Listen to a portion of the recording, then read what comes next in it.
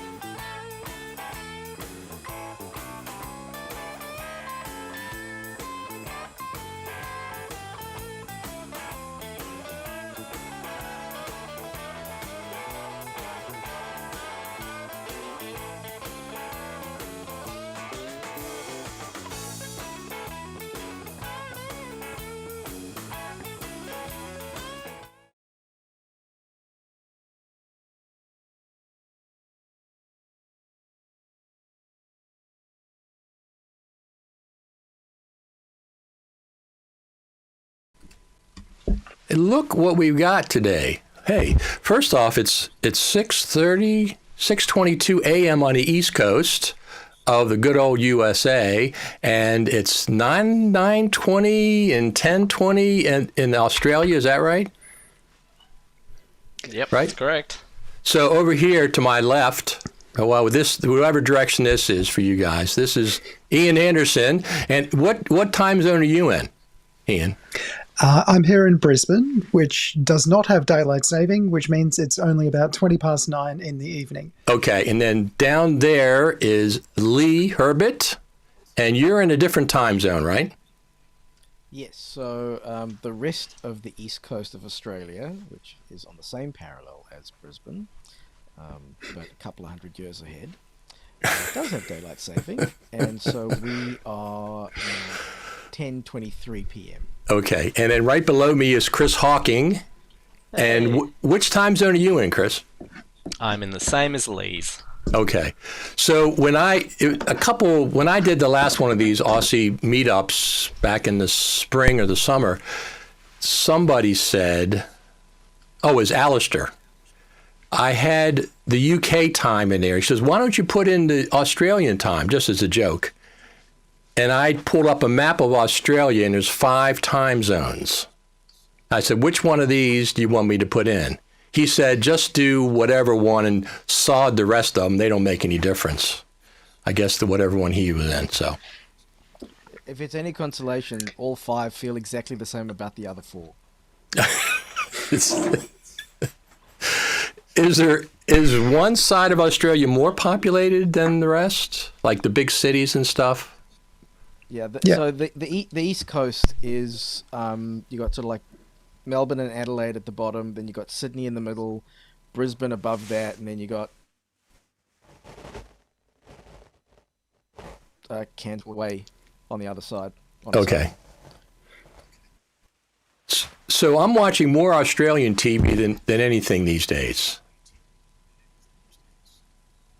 Cool. You watching Bluey? I'm I didn't watching. think you had kids, Richard. Are you watching Bluey? No, I'm watching Bluey. I'm watching. What was the one I just watched? It was a detective, and he had a single name. I forget what it was. I just finished the series. He was a medical examiner, forensic medical examiner.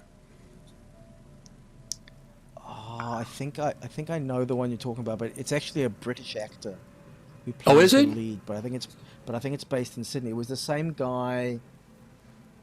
Oh, no, I'm blanking. Sorry. Yeah, I forget.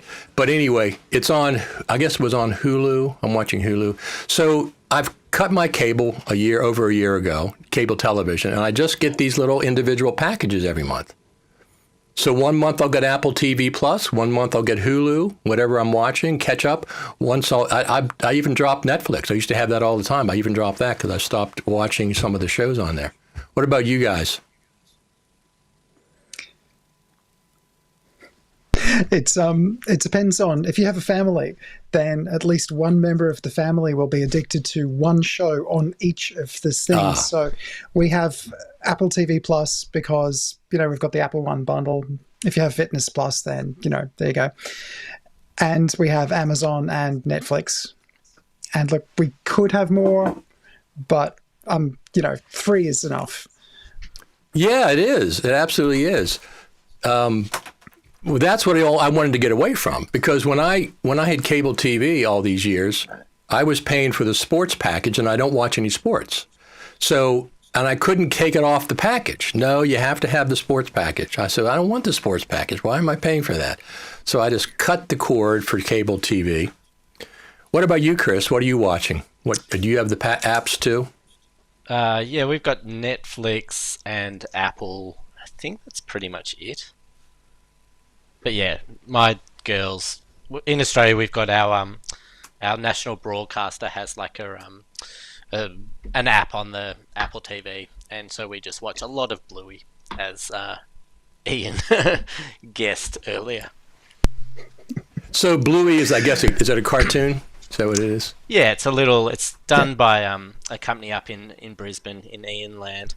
Yeah, really, really, really cute, funny, clever, sort of 5-minute episode animated show. It's for kids, but I could quite happily watch it without the kids. It's a lot easier. In without the the US, kids, it's on Disney. Okay. Yeah. Okay. If you have Disney or access to Disney, do check it out. It is one of the best kid shows that's ever been. And I'm not just saying that because I've, used to live in the suburb where it is set. Right. And I know some of the shots. It's great. And we do have Disney as well, but it's not on that here. I would recommend Only Murders in the Building, which is really good. I saw that. Yes, absolutely.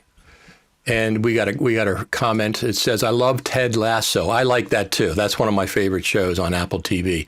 Although my favorite by far, I'm a little bit dark, is Servant.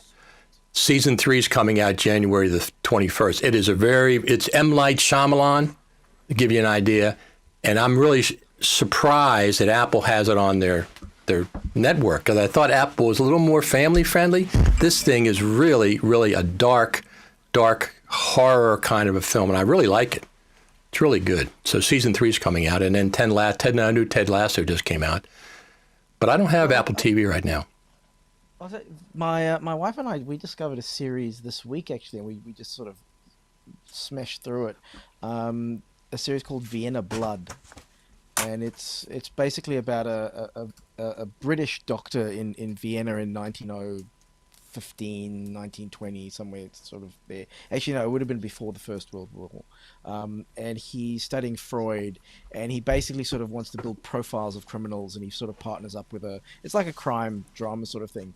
But the cinematography is just lovely, and they have, I don't know who the gaffers are on the light, whoever's doing the lighting on that show needs to win some awards, because it's just beautifully, some of the compositions and the shots are just lovely, and it's a well-written show as well, well acted and all that kind of stuff. But we had a couple of moments where my wife sort of went, "Oh, that shot's been lit perfectly. Why do I know that? What have you done to me?" Absolutely. I'm gonna change your graphic there, Lee. There we go. Now we can see your name better. There you go. So, yeah, the lettering was, you never can tell sometimes. So the name of that show that I was watching is Harrow. Harrow. I've seen the trailers. I've never watched it.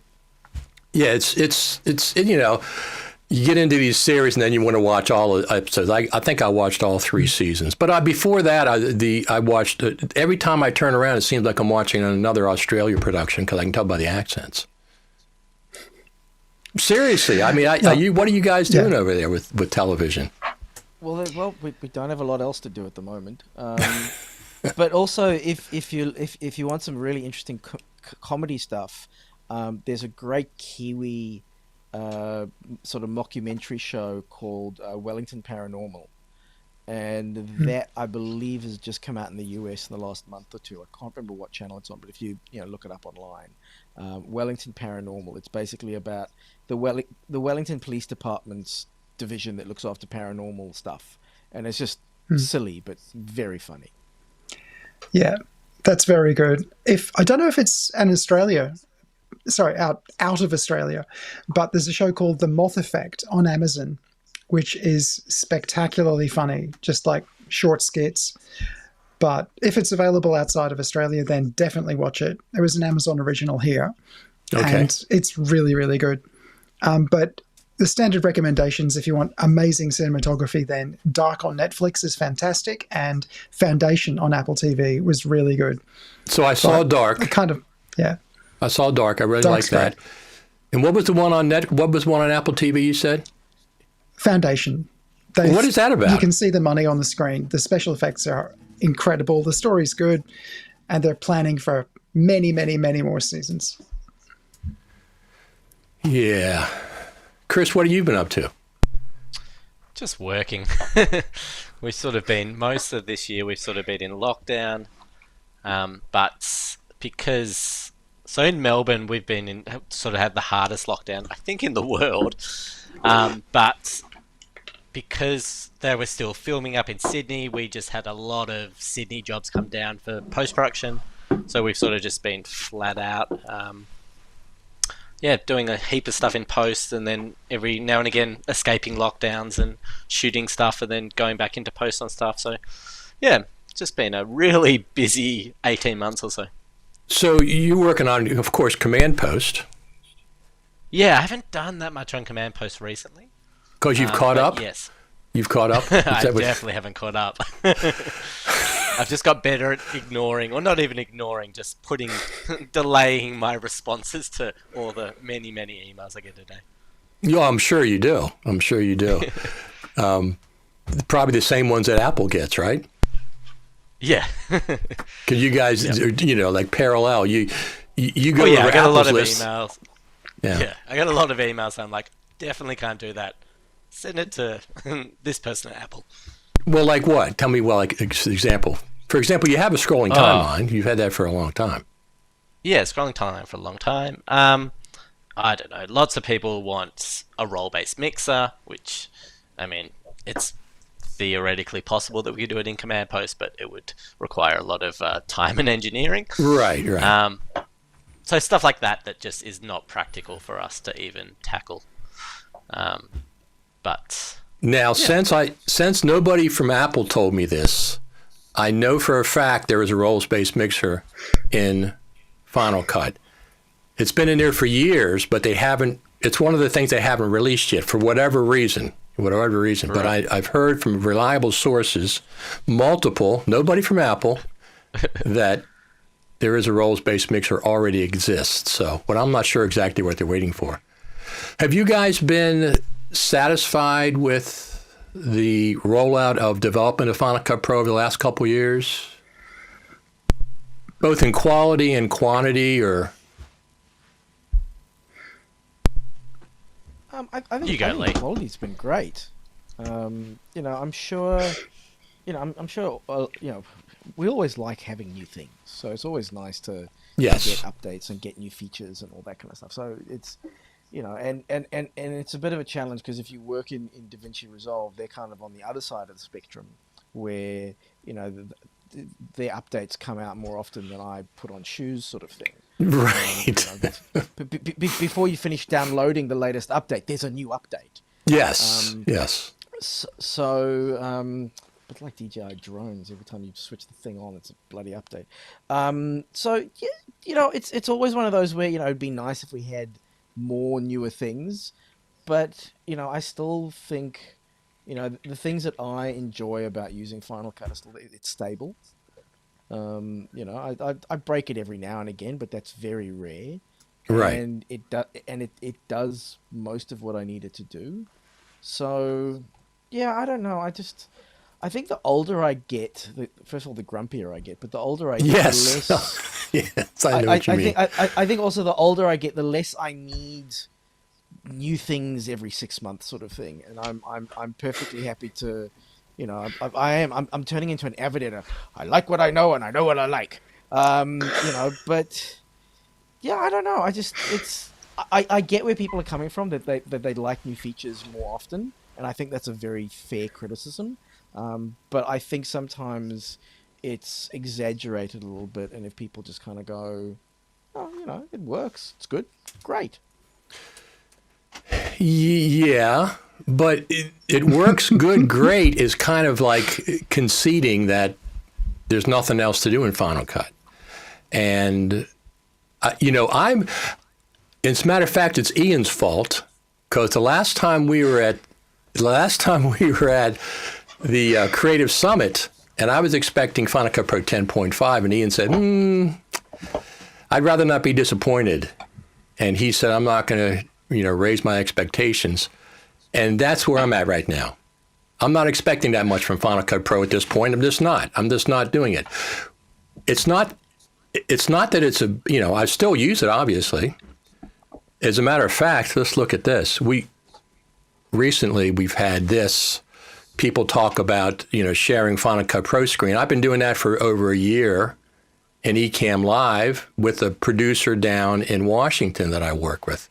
I just pull up this screen, playback, whatever. We talk about things. I've been doing it for over a year. I know now they have it in is it native? Is that what it is? It's in the FaceTime, I think. Screen sharing. Or screen. Or share play. I think it's share play is what it's share play in Monterey. Right. So I've been doing this for over a year, because this guy that I'm working with on things, he's down in Washington, and he was coming up here for a while, but now he's Now he's not. This is my driveway, by the way. Back to my house. This is just such a nice driveway. I always do this was shot with, speaking of DJI, with a DJI drone. The original Mavic Mini. So I'm really impressed with that thing. Yeah, a friend of mine just got the new Mavic 3 and he's absolutely loving it. He sent me through some footage to play around with and it was gorgeous. Right.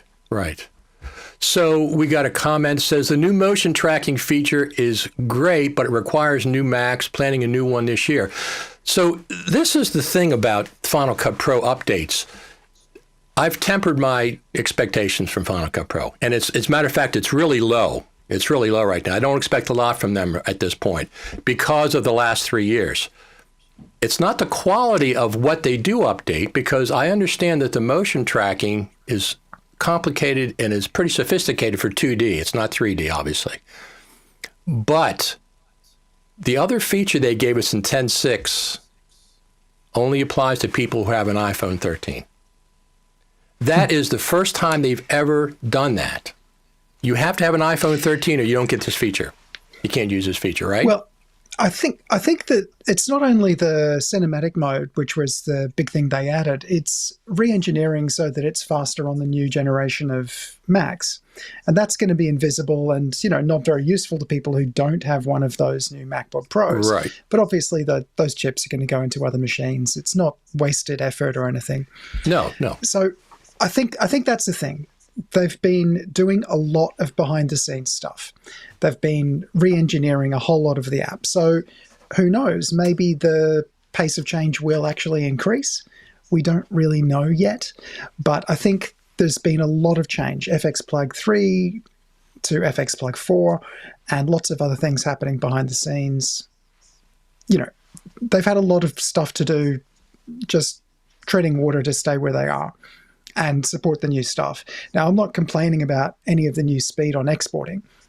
It's absolutely completely insane that I can output an hour long video like I was doing earlier this evening and just watch that progress bar tick, tick, tick, tick, tick in real time.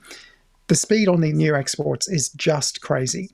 Right. As long as you do single pass to any compressed format you like or ProRes, it's really, really quick. And, that stuff doesn't come for free, but it does come at the cost of some other features. But every other app maker has to do the exact same thing. Blackmagic had to do it. Lumafusion has to do it on the iPad. The Premiere has to. These are all things that everybody has to do. This is not innovation that we've come to expect from Final Cut Pro. I guess that's what I'm talking about. And the other thing is, look, 10.5 and 10.6 are both small updates compared to 10.1, 10.2, 10.3, 10.4, right? I mean, it just, like I said, 10.6, yes, they improve performance on M1 Max, but everybody has to do that. That's not specific to Final Cut Pro. Now, I really like the tracking feature. That's a big one. Let's get more of those coming up. And like I said, right now, my expectations are very low for Final Cut because of the reality of the last 3 years. But that doesn't mean they won't go back up again. If they come back out with some nice things that people have been requested. I mean, Iain, you were there at the Creative Summit a couple years ago. We had the Apple team in there, and somebody mentioned dupe detection. And they said, yes, we get that request all the time. Yes, we know about dupe detection. Where is it? 2 years later. They have the orange used bar. They have that. But I'm saying, so that's the kind of things I'm talking about. Just, people are getting a bit frustrated, and I don't blame them. Yeah, Chris, what do you think? I mean, we just got to hassle Chris more to put it in command post. Right. Come on, Chris. How hard can it be? Chris likes the fact that Apple doesn't have all these features because it gives him more. Although I've had Chris on the show many times, he doesn't make any money from it. Are you ever going to turn that switch and say, "Give me $5"? I mean, there are people that do donate through GitHub sponsorship. So we do have a few very loyal members that sort of donate a few bucks to the cause to keep adding stuff. But I think a lot of it comes down to trying to keep their very broad user base happy. By way of example, like in Command Post, we have an option to sort of enable rendering. Basically, it allows you to render all the time. And what that allows it to do is it can generate thumbnails while you're playing back.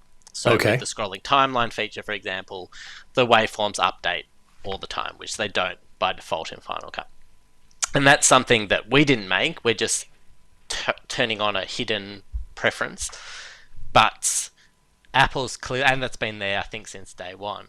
But Apple's never enabled that because I'm assuming a large portion of the user base has slower Macs and it would cause issues and it'll crash and that sort of thing. And I think that's probably the same reason with dupe detection. Like, I'm sure it would be easy to do. They've probably got they definitely have all the bits to do it. But the same issue with redrawing the timeline in real time, it just takes such a performance hit that on all the machines that we're using, it won't be an issue because we're all using top of the line Macs and that sort of thing. But for those primary school teachers that are using MacBook Airs and that sort of thing, if they enable dupe detection and it crashes the whole thing, then that's where they start getting problems. So I think the problem with Final Cut is that they have such a wide breadth of users to support. They sort of have to skip a lot of features until the hardware catches up.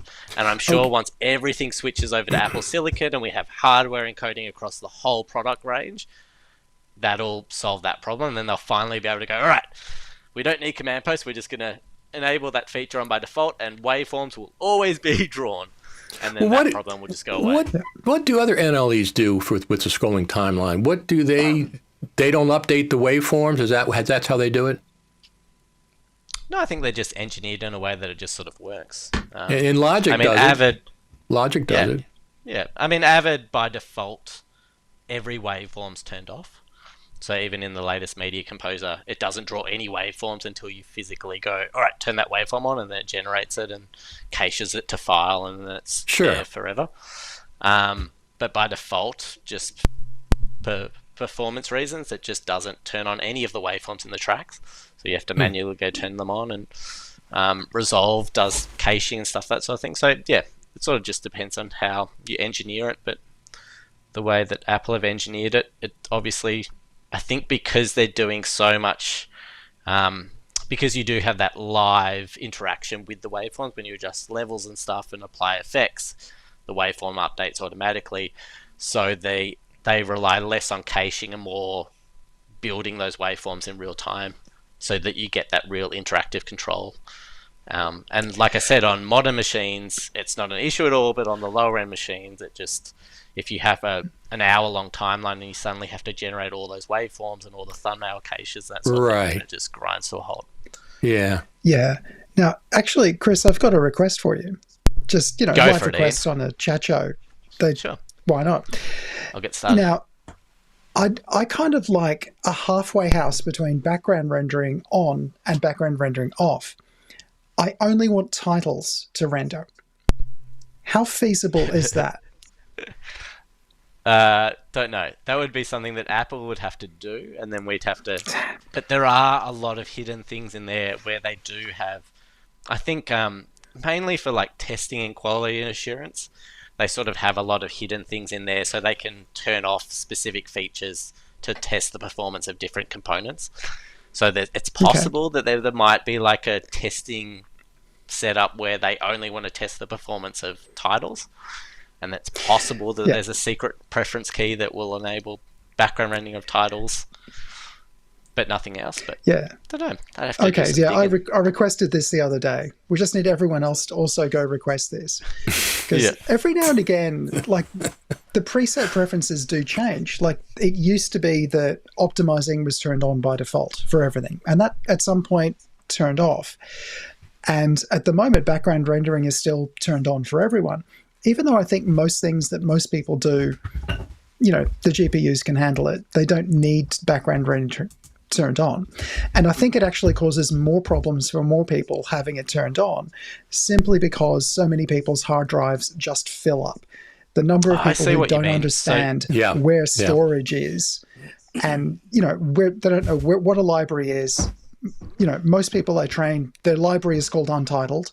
It's just sitting in the movies folder, and they have never thought about where things are. And if they've made just one really long project, then it's taking up hundreds of gigabytes because it's rendered to ProRes. And that's just a really common story. So I'd love to see the default change to only render transitions and if titles. So I taught Final Cut Pro 7. Everything else can just render live. At a private school in Baltimore. It was an all-boys school, Calvert Hall. And one thing I told them from the beginning, if your project is called Untitled, you're going to get a D-. You're going to get a minus grade for that. Because that was the same thing they used to. Every day had 20 projects, and each one was Untitled. So. Well, until you get to Untitled 3 Final, then I think they can probably be okay. Or Final. Absolutely. So I've been looking at getting. Do you guys have raids? Ian, did you have a raid? And yes, what about you, Lee? I have 2 OWC raids. I have a number of raids, yes. What about you, Chris? I have all the raids, many raids. Okay. So I've been living with 2 RAID 5s for years. 4, 5, 6 years. I have one from G-Tech and one from Promise. They're 4-drive RAIDs. Each one has 4 terabytes. So they're RAID 5, so I have 12 terabytes of RAID 5 in there. And it's both Thunderbolt 2, are they? I think they're Thunderbolt 2. Maybe Thunderbolt 1, I don't remember. So I've been using those for years, and I decided to get another RAID to update with the new MacBook Pro that I have, by the way, in case you guys want to see it. It's just right here. I'm sure you're excited about that. Initially, I could not get the RAIDs to mount on the new MacBook Pro, but then I went in. This is bizarre. I went into Promise's website. They put out an update specifically for M1 Macs, even the legacy RAIDs, back in September, October. So I downloaded that, installed it, and both RAIDs came online, the G-Tech and the Promise, because G-Tech didn't have any update. But then I thought about getting a new RAID. I don't trust RAIDs for storage, for long-term storage, okay? I don't trust them. So especially a RAID 5, because, you get a RAID 5 and you lose one drive and you got to wait 24 hours, 48 hours for it to rebuild it. And any time during those 24 hours, if you have a hiccup in electricity or whatever, you lose everything. So these are both backed up on 2 1 terabytes drives. But when I looked for a new RAID, I said, I don't want a large storage RAID, 112 terabytes, because I don't trust it that much. I want a RAID that I can work on that's fast, but it's not for storage as much as it is for working current projects that are backed up. So I got an OWC, the 64 terabyte Thunder Flex Thunder something or other. It's like a small Mac Pro. A little black Mac Pro. Thunder Bay? Thunder Bay Flex 8. Thunder Bay Flex 8. And so far, it's working really well. So right now, it's a RAID 5, which means I have 56 terabytes of protected RAID 5. But they're coming out with RAID 6 on soft RAID. It's already in beta. They've already been testing it. It's coming out any time. When that happens, I'm going to switch over to RAID 6, and I'll feel a little better as far as storing stuff on there. Like I said, everything's backed up, but I just don't. People get these large RAIDs and they think, this is all I need. No, it's not. You have to back the RAIDs up. But I didn't want a big one. The 50, that's pretty good. If it goes to RAID 6, I'll get 48 terabytes. That'll be fine. Well, it's interesting that you bring this up because I've got a G-Tech 8-bay that's got, I think, 72 terabytes on it. I think that's about 72, and that's sort of like, and that's Thunderbolt 4, so that's like my live drive that I edit off of. and then that's backed up onto an older Promise that's Thunderbolt 2, and then that gets backed up onto some of the Synologies. But what I've been doing up until now, which is not good, is my archiving workflow has been, whenever I finish a job, I buy 3 terabyte hard drives and just create 3 copies onto those and put them, one in my office, one into my garage, and one goes into a fireproof safe at the in-laws. And that's expensive and not that great. And I've been thinking about LTO drives for quite a while, but I always thought that they were complicated and expensive, and I just sort of put it to the back of my mind, didn't really think about it. And I watched a couple of sessions at the Final Cut Pro Summit where they were talking about these sorts of things, and it made me think, you know what, I should actually just look into this. And I've been doing some research, and I've hopefully got one coming, a drive and some tapes to trial out and to test, because once I actually sat down and looked at how it works, A, it's not nearly as complicated as I thought it was, and B, initially it's going to cost a bundle, but long term it's actually a lot cheaper than just buying 3 hard drives all the time. And in terms of longevity, you know, the drives are going to last. You know, the drives last a lot longer. It's I don't want to say it's safer, but it's, you know, I'm hoping it's going to be a much better solution than what I've been doing up until now. Right. Yeah, definitely. Yeah, I mean, that's how we archive all our jobs. We basically every active job we always have in 3 places on 3 different drives, and then every archive job we basically archive to an LTO that I store at my house and an LTO that we store at the office. And they're all different generations. I think we start off with LTO 4, then we have an LTO 5 and an LTO 6 deck as well, maybe an LTO 7 as well. So yeah, we have a few different decks for the different generations. But yeah, LTO is great, rock solid. And the good thing about it is it's a physical tape. So if you do, like, worst case scenario, the dog goes and attacks an LTO tape and destroys it, you can physically open it up, cut out the bit that's broken, sticky tape it back together, you and you can. might lose a little bit of data. Yeah, you can. Yeah, so that's like the old days of analog tape then. That's fantastic. Yeah, wow. yeah. You probably want to get a professional to do that. Right. I wouldn't recommend just using a standard sticky tape and scissors. But yeah, it's a physical tape, so they're easy to restore. And because of the way they structure on the tape, it's not like it's sort of... you might not lose any data depending on how it's structured, how the file's structured across the physical tape and that sort of thing. So... is it also that if it gets unspooled, you have to get a pencil and stick it in one of the reels? And yeah, that's right. Well, there's a lot of tape in an LTO tape. Big pencil. Yeah, big pencil.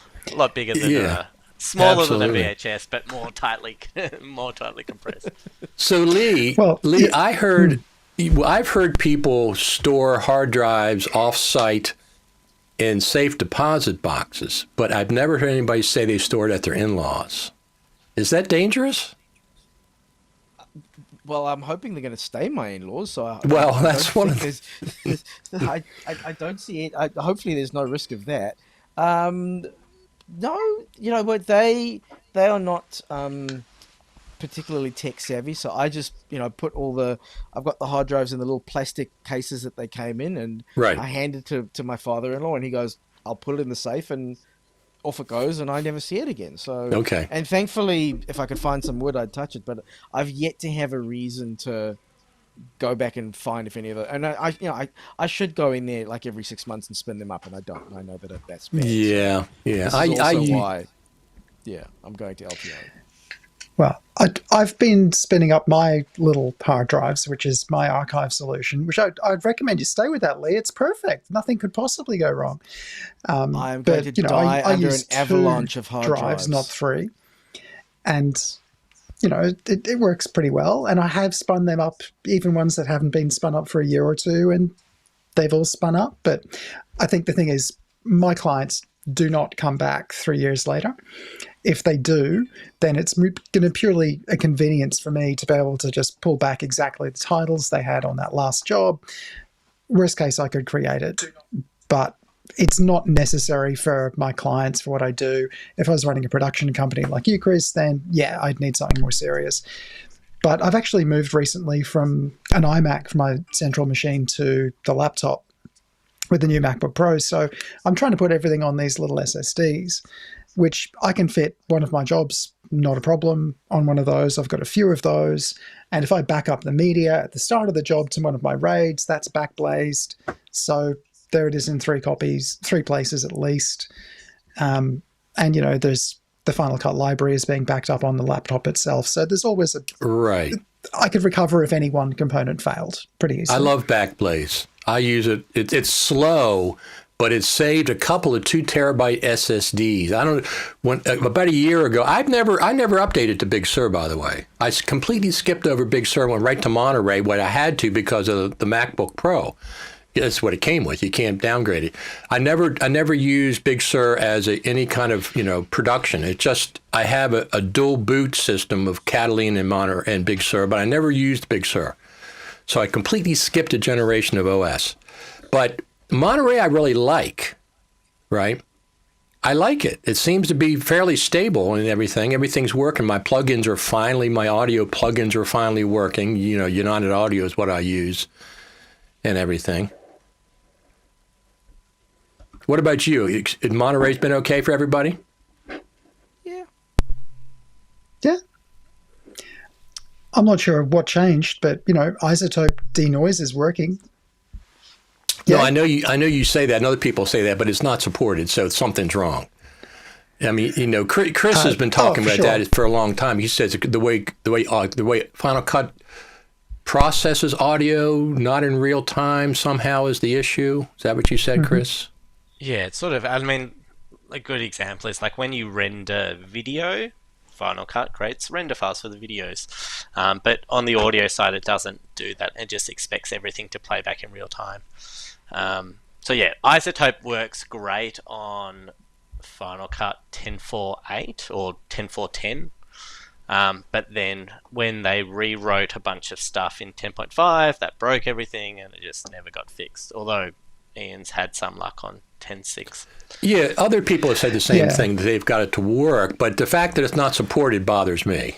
The fact that I think the Isotope problem is, I think the reason that they don't want to officially support it anymore is because every couple of releases, Apple breaks it. And in 10.5, they started introducing, and I'm sure you've all seen it, the error message on any audio plugin as soon as it sort of freaks out, because they're now all sandboxed. You basically get that alert saying, this audio plugin is not working, we're going to block it until you restart the thing. And I think once they started doing that, Isotope went, right, we're out. We don't have this issue on on Logic. Logic, it works great. Yeah, Logic works fine. Great. Premiere Absolutely. works great. Yeah. I use it in Logic. Yeah, I use it in Logic. Yeah. So it's not, and I mean in theory, because it is physically the same, it's an audio unit, it should be supported across all platforms that support the audio unit format. So it should work perfectly in Final Cut if it works perfectly in Logic. But yeah, there's some issues that have never been solved. And I'm sure everyone at Apple knows about it because lots of people send them abusive feedback going, fix it! But yeah, I think Isotope sort of has given up. And then one day hopefully Apple will fix it and then they'll go, right, it's back. Well, that's my suspicion, is maybe they did fix something in 10.6, because I don't think it's just going to be because this Mac is so much faster than older Macs. I'm just looking at the interface right now, RX8 voice denoise. It did come up. It wasn't super quick to come up, but the interface does work, will play. So if I try playing some video, let's make sure that works. Then I can see the waveforms actually changing. It seems okay.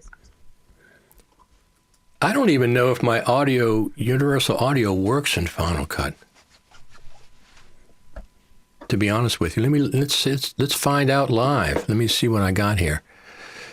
Here's the universal audio stuff. Let's just launch one and see if it works. No, I didn't think so. I didn't think they worked in Final Cut either, but that's, for some reason that's different because it depends on the hardware. But what I use this one. Huh. not be completed. That's weird. Oh, maybe I have to apply it first. Maybe that's what I have to do. I use the Crumble Pop in Final Cut, which has been working fine so far. I think it's because your drone footage doesn't have any audio. Oh. Well, what the heck happened to my audio? Let me pull up another. Oh, here we go. Let's do this one. I thought oh, that's right. The drone doesn't record audio, of course. That's what the problem is. Let's go back to Universal Audio and see what's going on.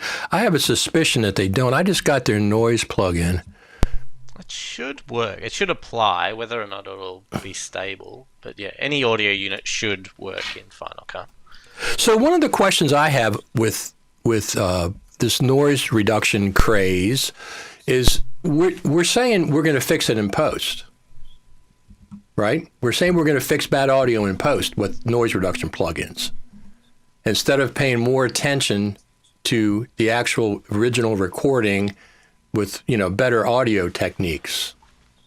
Well, I mean, I absolutely agree in the sense that, you want to get it right in production as opposed to in post. But definitely, I think we can all agree. I don't know. But I don't know about you folks, but I've been getting a lot of content in the last 18 months that people who are not usually working in production and may not even be usual talent are producing because they're having to shoot stuff with their own phones or their own equipment and so on.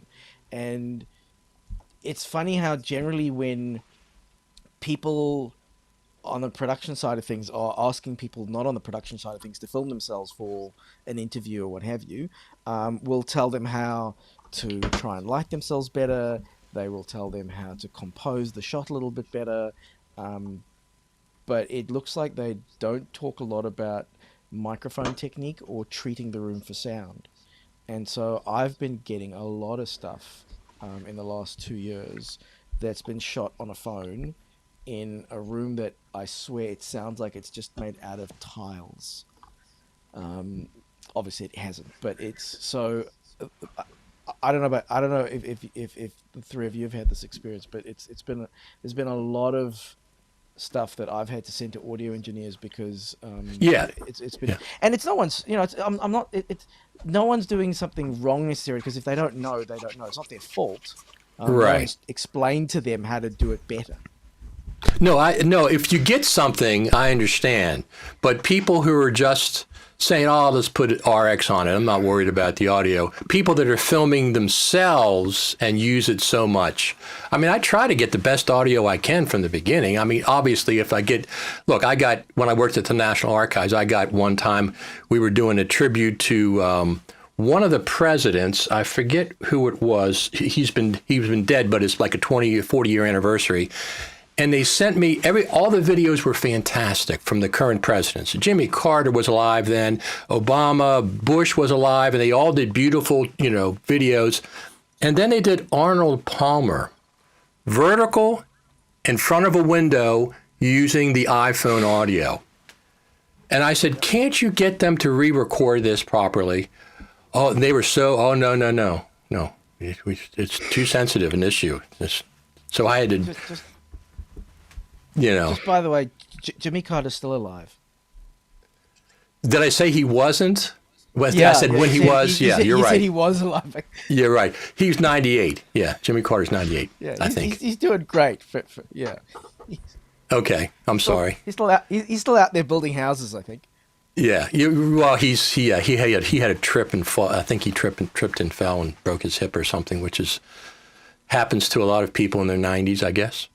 Okay, you're right. Jimmy Carter is still alive. But the senior Bush was one of them. I think his granddaughter spoke for him. This is years ago anyway. But they sent the Arnold Palmer one like this. And it's just it was probably Arnold Palmer's daughter who filmed it for him, or his granddaughter, that, this is how we do it for the TikToks and right. Away you go, Right. So I had to, I said, okay, I wanted to refilm it. I said, I'll call him. Let me call him. No, you can't do that. It's politics. Okay. So I used that and I put it to the side and I did something else with the rest of the screen. And And, the backlit sunlight was pouring in the window, so he was dark and everything. But that was the only one. The rest of them were beautiful. They were White House press corps or whatever, not press corps, but the White House filming crew, filming production. So I did sound for Obama at the National Archives, and I was the audio guy. And one thing that they did, which I've seen it so many times, but I didn't really pay attention. They had 2 wired SM57 microphones for the president. That's the standard setup. They don't use wireless microphones because everything else in our setup was all wireless. But they had 2 wired SM57s for the president, and they both came back, and I mixed those. But that was interesting. I'd imagine. Yeah, I mean, No, go ahead, Chris. I was just going to say, like in TV broadcast land, like I do a lot of live event stuff, and yeah, we always, even if it's wireless, there'll always be, for anything that's like live to air, there'll always be 2 lapels as a fail-safe. And then yeah, generally, like if there's a podium or lectern or something, there'll be two microphones that are on separate feeds just in case. Because yeah, when you're doing live events, you have no room to fail. No, that's absolutely true. We did at the National Archives. We did the new archivist when he came in. We had a Supreme Court justice swear him in, and that's exactly what we did. 2 lapels on each person, both 2 separate body packs in case one would fail. This was live stream, of course. We did that exact same thing. So, but the wired was it could be a security thing. Yeah, exactly what I was thinking. It could be a security thing. There was a recent story, I think, saying that Kamala Harris shouldn't be using Bluetooth headphones because it's a security risk. It could feasibly be hacked, and a wire cannot. So for that reason, anyone in a high security situation shouldn't be using wireless tech. So, right. That's what I was wondering, if that's what it was. Well, a wire can be hacked if you replace the wire, but it would be harder. Right. Absolutely. So production in Australia is I'm watching TV shows right and left. Is that still going on right now? Is a lot of production for TV shows for the Netflix and Amazon and so that kind of works there? I think there's been a fair bit. Yeah. There's been a bit during the pandemic because, for a long time, Australia could do production when the rest of the world had to shut down a bit. And I think, most of that's not the case so much anymore. But I think plenty of shows which have been on over the last little while were shot in Australia somewhere. And that's, bits of like Jungle Cruise, I think, were shot down near, just right near where I live. But I think in Australia, most things are opening back up. The states are more or less letting the borders down. Bad timing with the new COVID variant, where no one seems to be quite sure what's going to happen. Yeah. But yeah, how about you guys down there? Well, the states go ahead, Chris. Were you saying down here as in us? Yeah, I think he meant you guys. Yeah, south of me. Yeah, I was going to say, pretty sure Richard's not down, but right. Yeah. My geography's not that good. I mean, Australia, like Ian said, Australia's been booming, like in terms of international productions, not only because of there was a time when we were the only place that could keep filming, but also because there's so many like A-level Hollywood celebrities that are all Australian that just wanted to escape the US and Hollywood and come back home to see their families, and they have so much pull that they can bring a whole production back down with them. And there's been so many like A-list Hollywood celebrities that have come back to Australia to shoot stuff and have decided just to stay. So yeah, over the last 2 years, there's been a heap of Hollywood stuff, and it's been really hard, especially in like New South Wales, up in Sydney. It's been really hard to get crew because they're all booked on long form jobs. And we've got like ILM in Sydney as well now, so they're doing a bunch of I don't know if it's Star Warsy stuff, but that sort of level of stuff. And then we've got Marvel that's also in New South Wales. They're I think they're booked for the next 7 years or something doing Marvel films. Right. So yeah, it's been pretty flat out. And here, Australian here in productions Melbourne, kept going for the most part. Oh, and I was going to say, and here in Melbourne, we've got Sean's giant screen. What is that? What are you talking about? Well, so you know the giant screens that they used on it was a Disney Star Wars The Mandalorian. Mandalorian. So they've got one of those custom built facilities built here in Melbourne now, and Sean Lander's actually managing it. Oh, he is. I guess I did see some post about that, but I wasn't clear what it was. Yeah, and it's like I think it's the dream screen. Yeah, and I think the thing that he was showing some behind the scenes photos on social media about it. I think it was an ABC production on a series about the fires here over the last few years, and that was like incredible, like to see that stuff was shot not on location but just in front of a screen was just stunning. Right. So when they film in Australia, do they also do the editing in Australia? Do the production companies do editing? Where do they edit then? Well, pretty much goes back to Hollywood. I mean, we do have Okay. a fairly good visual effects industry. There's some places in Adelaide and Sydney and Melbourne and stuff. So we do a lot of, and there's good government incentives to do visual effects in Australia. But generally, in terms of like offline and sound and all that kind of stuff, pretty much all the big Hollywood productions, they'll film here and then they'll send everything back to Hollywood to get it all finished. That's With the interesting. exception of some visual effects. Sure. So then it's all going back to Avid then. Right. Probably. Most.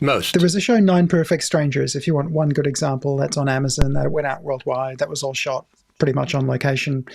Must have been a bit of a holiday for everyone involved. Why was it a holiday? I don't understand. It was set on like a relaxation retreat, and some of it was actually shot on real amazing places in Byron Bay, northern New South Wales. And yeah, I think about half the cast were Australian and a few Hollywood ring-ins. But Nicole Kidman's in it. Yeah. Oh, yeah, I've heard about that. I haven't seen that yet. So Lost was filmed in Australia. I mean, in Hawaii. Lost, the TV series from years ago. And they had the one blonde-haired girl was Australian. I forget what her name was. Her and Charlie hooked up. I was a big Lost fan. I really liked Lost. Damon Lindelof and Carlton Cuse. That was their big show. And then Damon Lindelof, he did that big show in Australia a few years ago. It was, I don't know, a bunch of seasons he came there. About the people disappeared overnight. A bunch of people disappeared overnight. And they were 2400. No, it was. I'll look it up. But yeah, he was. He came and did that, and that was another fantastic show. And that was shot in Australia. Well, the last season was Australia, is what it was. They went to Australia the last season. And I mean, we've also got like Russell Crowe came. Well, I mean, I think he's always been based in or jumping between Australia, New Zealand, and America. But he's just backed this massive, I think, $400 million film studio in Coffs Harbour up in Ian Land. And so they're building he basically bought like a resort essentially, or his part of this thing that's got a resort. It's basically like a golf resort, and they're building massive sound stages and a big virtual production studio, and they've got post houses there and that sort of thing. So a lot of sort of big Hollywood people are really sort of trying to build, sort of doing what Peter Jackson did in New Zealand and sort of building the infrastructure so that they can keep making big level Marvel, Disney level sort of productions in Australia, which is kind of exciting. So I was recently watching a live video of Carly Simon back in when she was at her top. And I watched the live performance because she had horrible stage fright. It's legendary. She had horrible stage fright. But she did this great performance of one of her songs, Anticipation. And big audience, they showed from the back and the front. She did a fantastic job. But one of the lines in that song, I thought about it. and it's "These are the good old days." Now, what if we don't get back together again? What if there's no more Creative Summit in person? And that's what I thought about. Did we already see those were the good old days when we experienced it? Iain and I were there. Lee was there in 2019. And we didn't realize that those were the good old days. We're not going to see each other again in person. And then, Chris, I saw you at NAB. Was it 2019? I don't remember the year. Or 2018. Yes, sometime in the past. 2018 or 2019, I saw Chris. And it's I think both years. Okay. And when I heard that line, first off, I really like that song. I really like her. And I heard that line and I said, wait a minute. Did we already see the good old days and we're not going to... I want the Creative Summit to be in person again. I really do. Don't you, Iain? Lee? Yeah, absolutely. But look, it very likely will happen again. I don't want to predict that it'll happen next year. I expect it probably will. But you just never know. Diseases are pesky. And, we just don't know what's going to happen from day to day, from month to month. And look, there's always going to be swings and roundabouts. The big plus of having the conferences online is that, the whole world can attend. And recordings are much easier to come by. And people can attend completely out of order, out of time. So that makes it more accessible and makes it, achievable to anyone who doesn't have a week to give up in person and to fly a long way, potentially. So, look, there's always negatives and positives from any of these things. And we'll just see. But look, life is short. Take your chances when you have them because you never know what's going to come around the corner. I agree. Good way to be. I agree 100%. What I mean is in person and online. The best of both worlds. There's no reason why they can't do the in-person for the Creative Summit because it's only 150 people typically paid, and then do the online sessions as well. In other words, if you can't make it from Australia, you do an online session, and it's still online, but don't eliminate that in person because getting up in the morning, get up in the morning, go in the lobby, you go across the courtyard, you have breakfast and bagels with Steve Martin and Chris Fenwick and coffee and talk for a half hour in person. You can't do that online. It just doesn't, it's not the same, And then we saw, who was that guy? No, it's not. Yeah. So that's the part. And NAB is even NAB, I really enjoyed going to that. They have it scheduled for the end of April this year. I'm not sure if that's going to happen or not. We have to see. Yeah, I can't imagine we just don't know. Traveling. Yeah, even if the world does get back to some kind of normality, I can't imagine traveling over there by April. But right. We'll see what happens. I know, a good example is like Black Magic. Obviously, they really live off those trade shows, IBC and NAB and stuff, and the fact that they've had to pull out and pull out before the trade shows got cancelled and stuff just shows how sort of serious everyone's taking it. So I think, I'm sure Black Magic really want to get back to those big international trade shows, but I just can't see it happening in April. Well, they have it scheduled. Now, I'm not sure if it'll be a limited one. The last one, when they scheduled it last October and then canceled, they said everybody has to have proof of vaccination. That's one of the things that they were requiring. So that's one step they can take. But talking about Black Magic, those guys and gals are incredible. They have this non-stop cameras, update this camera, update this ATM Mini and Max, whatever the heck you got. Update, resolve, like you said, Lee, every time you turn around before you download the one update, they got a new update with new features, of course, bug fixes and stuff. And I'm very impressed with Resolve. If I didn't have Final Cut Pro, Resolve would absolutely be my main NLE, without a doubt. I like it a lot. That and Lumafusion on the iPad.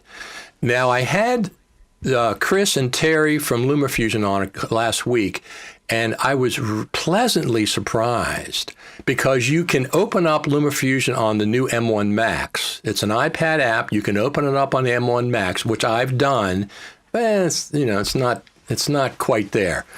Chris said they decided to let it be opened up. They have a small team working to improve the Mac version. Cool. Not to make a Mac version specifically, but you buy the $29 iPad version, and they have two people, I think he said, are working on specifically to make the Mac experience better. I would really, really like that. One of the things they have, we've talked about this, they have the improved magnetic timeline. It's a magnetic timeline, but you can disconnect a connected clip from it. So the disconnected clip does not move with everything else underneath of it. That's just one of the features they have. It's the same as locking a clip in place, having that option. You don't have to use it, but you can. So, and you saw they got iPad App of the Year. Yeah, it's right? really awesome. Yeah. I think it's, what an age we live in. It's fantastic that we've got all these, similar to you, Richard. If Final Cut didn't exist, I'd probably be using Resolve. And I think it's amazing that we've got all these tools that, think 10 years ago what we had access to, and think 20 years ago what we had access to and what we have access to now. It's fantastic. Oh, absolutely. Absolutely. I mean, I use Final Cut. That's the first thing that I go to, but I still, like, just recently, as a matter of fact, I have 2 or 3 projects, and I'm going to make myself do them in Resolve. From beginning to end, importing the whole 9 yards, I'm going to make myself do these smaller projects in Resolve just so I can keep up to what's going on there. Because when I've done it in the past, I've really enjoyed it. I mean, obviously it doesn't have a magnetic timeline yet, but it would not surprise me. It wouldn't. Would it surprise you guys if they don't come up with some kind of a magnetic timeline in Resolve? Sort of, not a magnetic timeline, but yeah, the whole cut page is sort of it was very similar to Final Cut in the early versions of it. And that'll just get more complex over time as well. We lost add Iain. More bits and pieces to it. We lost Iain. I think Apple just called him and said, "Iain, get off that show." He'll call back in a minute, I guess. So when I talked to Lumafusion, I said, did you guys get a call from Tim Cook in the middle of the night? And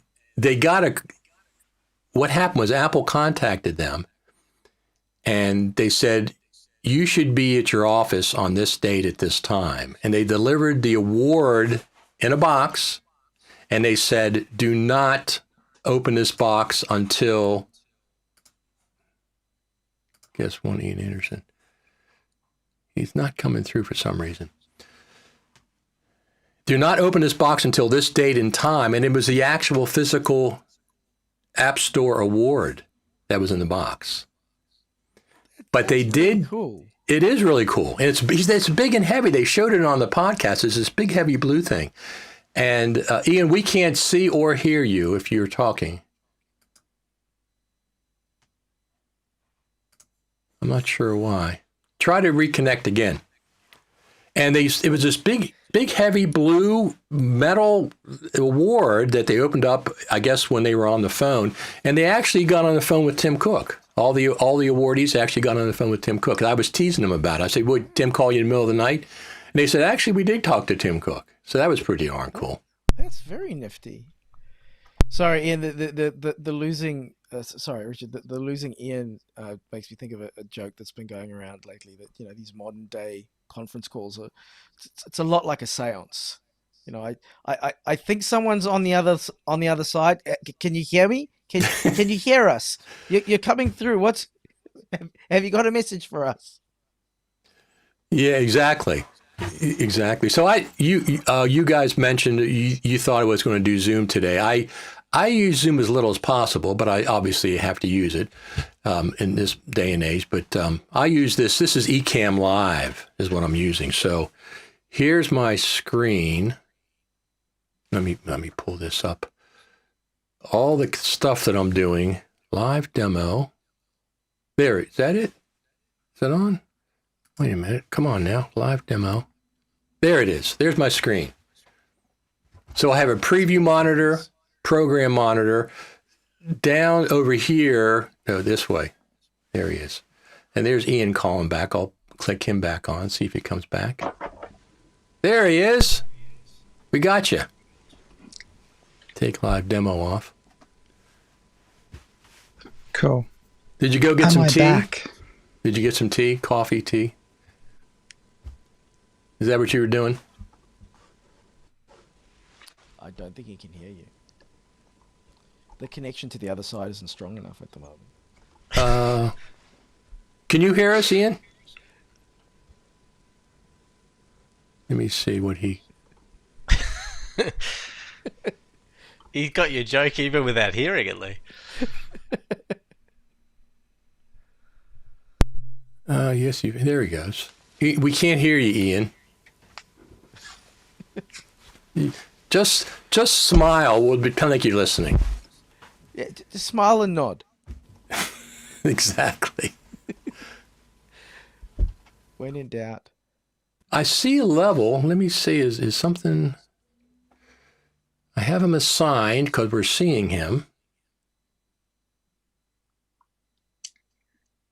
Oh, dear. We can hear you. Oh, we heard you. We can hear you. He can't hear us, I think, is the issue. Hang on, let me see if I can sign it to him. We can hear you. Oh. I'll give him a note. I'll handwrite a note. The old... I'll text him. I'll text him. No, we were just chatting the other day. It might be backwards, though. Is this backwards? I don't even know. Oh, you can't see it if I get too close. I need a big, heavy-duty magic marker. You know, Rich, that reminds me. I actually used to have a heads-up display back in 2000, 2001. I was a computer engineer working in Sydney. Okay. I had to go to all these random little businesses to fix their emails and their servers and whatnot. And this is before the days of GPS. So what I would do is I would write the directions, sort of take the third left on this road, take the fifth left on that, in big marker on a piece of paper, and I would print that out in reverse and put it on the dashboard, and it would reflect into the dashboard, and that would be like my little heads-up display. Oh, there you go. Yeah, I wasn't sure. I guess, yeah, this is my right hand, but is that my right hand? Yeah, it's my right hand over there, too. I'm going to... He's texting somebody. Typing. No, we can definitely hear him. He's got his very... Oh, he just texted me. Messaged me. So let me message him back. Where is my browser? It sounds like a truck just drove by. Is that annoying? Not my end. This has gotten very weird. Not my end.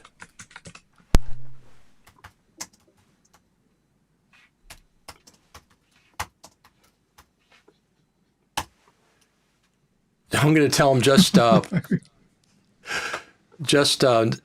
shake your head and nod. Dear. You'll be fine.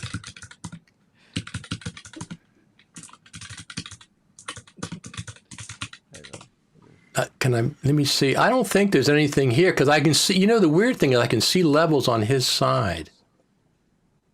Oh, we can hear him. That's right. He can't hear us. That's what it is.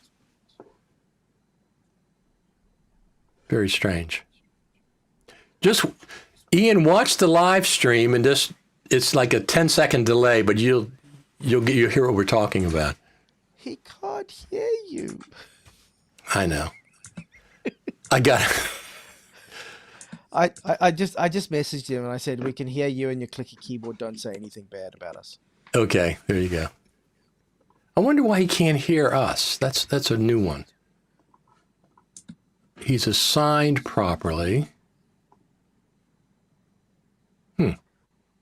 So, Chris, you were saying always double up with redundancy for live stuff, huh? Absolutely.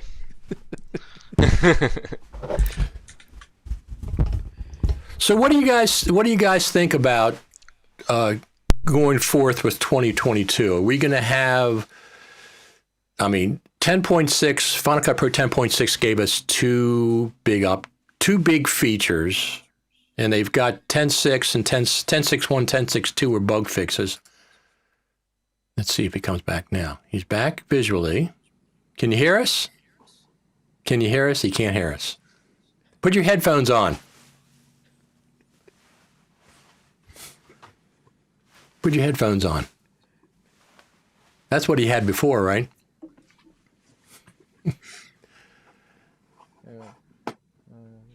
Can he drop over to your guys' house and you guys get him working? No, it's a 3-hour flight. Oh, 3-hour flight, man. That's a big country. It's a continent, right? Australia is actually a continent, but it is surrounded by water on all sides. Yeah. Yeah. So, that's what I was going to ask you. Okay, in Harrow, I'm not sure what big city it was in, but it had beautiful like an inlet, a water inlet with around a big city with tall buildings. Now, again, you could be describing quite a few different cities in Australia. Okay. I'm gonna guess it was I think it's based in Sydney. Okay. Was there normally anything shot in Sydney will show you the Sydney Harbour Bridge and the Sydney Opera House. So are you familiar with the Opera House? It looks like it's a very iconic looking opera house. Ian, who can't hear you, is what he signed in as. There he is. Still can't hear us. I can hear you now. Oh, Finally. great. Yay. Great. It just takes a few connections. So it was beautiful. It was a beautiful. The reason I'm saying, because we have in Baltimore, we have an inner harbor that comes off the ocean, but it's an inlet that just snakes its way in Baltimore itself. And we have the same kind of thing, tall buildings everywhere. But I was surprised how beautiful this was. It was definitely not the ocean. It was like an inlet that came in. We're talking about Harrow, the TV show. I wondered how we got to talking about inlets. Oh, okay. Like before, when I was previous, it was like production in Australia. I can see that, but okay, I get it. Inlets, Harrow, got it. That's fine. Yeah. I can hear you now. I've missed the last few minutes. I'm sure it was very exciting without me. We were talking about you. I'm just kept it simple now. Okay. It wasn't a problem with the headphones. I don't know what went wrong. Everything was fine. I just could not hear you. I think my interface got a bit warm and decided to give up. Oh, yeah. Speaking of interfaces, so I got let me see if I can pull this up here. I got the Thunderbolt, the OWC Thunderbolt 4 dock. This is a Thunderbolt 4 dock. It's got one Thunderbolt in to connect to the host, and then it's got 3 Thunderbolts out, and it's got 3 USB 3.2s out. And there's 2 problems with this. Number one is the Camlink 4K freezes on any of the ports, no matter what. It's a common problem. It's a common problem with Thunderbolt 4 docks for some reason. Not Thunderbolt 3, but Thunderbolt 4. So the other issue is this port is very loose. And every time I just move it, it disconnects from the Mac. So this is going back. I've talked to them about it multiple times for like 6 weeks now on both the issues, and they can't resolve either one. They said I could send it back, and if they find that something's wrong, they will, send me a new one. But it's just, I don't know what it is with Thunderbolt 4 ports. How frustrating. By the way, Richard, Harrow is based in Brisbane. Brisbane, okay, that sounds right. So that's inland. So that's Brisbane, the city with the inland water and the beautiful buildings all lit up and everything. Yeah, although I think in Brisbane, my geography is Brisbane's not fantastic, but I think it's a river. Oh, is that what it is? It's a river that sort of goes around the city. I see. look, you'll become much more familiar with Brisbane over the next few years as we got the Olympics in 2032. And so I'm sure there'll be lots of little, maybe there'll be little profiles of Brisbane done. But look, it's not a bad time to be, working in media in Brisbane when we've got the Olympics coming. That's pretty good. I'm looking forward to things. Really good. So let me just show you this. This is how I got around the freezing dock, Thunderbolt 4 dock. I got two older. The top one's an OWC. That's what we're broadcasting on live now. The bottom one's another company. And I got what I did was a Thunderbolt 4 was going into that one. I had that one was feeding, and I could run the Camlink 4K off of that. But I could not get that 4K to work. Yeah, okay. Well, look, I use a HD60S Plus, which is like the big brother of the Camlink 4K. I'm sure it's the same chip doing thing inside. And it usually works fine. I'm using a pluggable Thunderbolt 3 dock to do that. And it usually works pretty well. Like I'd use this setup to do training all day, like Zoom all day. But I usually have the air conditioning on all day. And it's a bit warm and it's been on for a while. And I don't know, maybe that's it. It could just be heat, but it's a bummer that the new one seems to have some issue with it. But I've seen the problem with Thunderbolt 4 docks, not with Thunderbolt 3 docks, Thunderbolt 4 docks. Something is different with Thunderbolt 4, the chip they're using. And the other thing I noticed is all the major Thunderbolt 4 docks have exactly the same layout. All the USB ports are exactly the same place. The Thunderbolt ports are exactly the same. You could exchange one for the other, like inside. So it seems like there's a common something's happened with Thunderbolt 4 and the Camlink 4K. Now, whose fault it is? It's like, okay, Isotope and Final Cut Pro. Whose fault is it? We don't know. Whatever. I've got a tech support issue in with Camlink with Elgato, and I've got multiple ones with OWC. But I'm just sending it. I'm sending it back because of the wiggly. I was telling them, Ian, that the Thunderbolt 4 dock, the one that feeds the computer is very intermittent. The actual connection is very loose. And so if you just touch the dock or sneeze or something, it disconnects. So I'm sending it back. I think this is actually an issue which is not unique to you. Sorry if I'm talking to somebody, but no, go ahead. I was at a client's place recently teaching them, and their computer would disconnect from all the drives connected to it if they moved the computer just a little bit. Now, this was an older gen MacBook Pro. They took it into Apple, and apparently it was within spec, and it seems to be the cables. The tolerances on these cables are maybe a little looser than they should be, and some cables are just a tiny bit loose. And I've seen it happen sometimes. If a cable is jogged, it's just gone. So it could be cables. Try switching to other ones. Look, I know none of these docks are perfect. I have a pluggable dock I quite like. Well, that's a good point. That's a good point. Yeah. I thought it was the connection, but you're absolutely correct. It could be the actual physical cable going into the connection. I didn't think about switching the cables out because I just didn't think of that. Yeah, and try that. Go for it. Oh no, I was just going to say it could be that you just got a bad unit, because I've got the OWC Thunderbolt 4 dock, but the one that's just Thunderbolt 4, so it's got like one USB 3 and the rest are all just one Thunderbolt in, three or four Thunderbolts out, and I've got that plugged directly into my 14-inch MacBook Pro, and on the other end I've got that plugged into my XDR display, so I've got my XDR display going through it, and then I've got like an iPhone charger on the USB-C. I've got the other Thunderbolt going into a Blackmagic box, and the last Thunderbolt's just sitting there on like USB, and I plug SSDs into that when I need to. And yeah, no, I've been using it for a good month or two, and it's been fine. So yeah, I think it's the bigger ones, the powered ones. Right. So I ended up getting one on what did I order something on yesterday from Amazon? Amazon in the U.S. is probably the same as in Australia.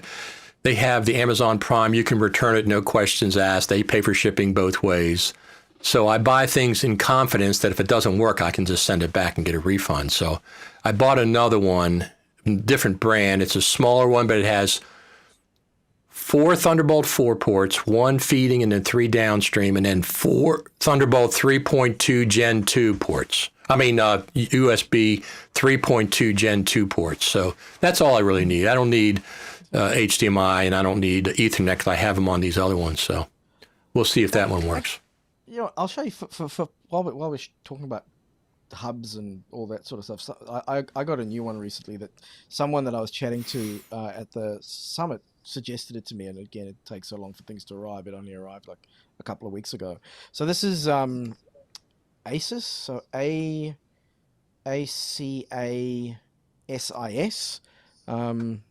That.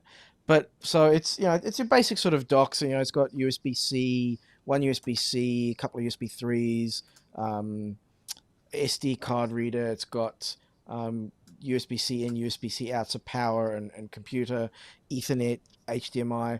But the cool thing is it's got a slot here for an NVMe drive. So I've got a 2 terabyte NVMe Samsung in there as well. So this is like a little dock that I can take when I'm traveling, power my laptop through it, but also I've got 2 terabytes of really fast storage in there, which is kind of cool. And it's like $100. I mean, obviously the storage was more, but the thing itself is like $100, something along those lines. It's quite cool. No, that's good.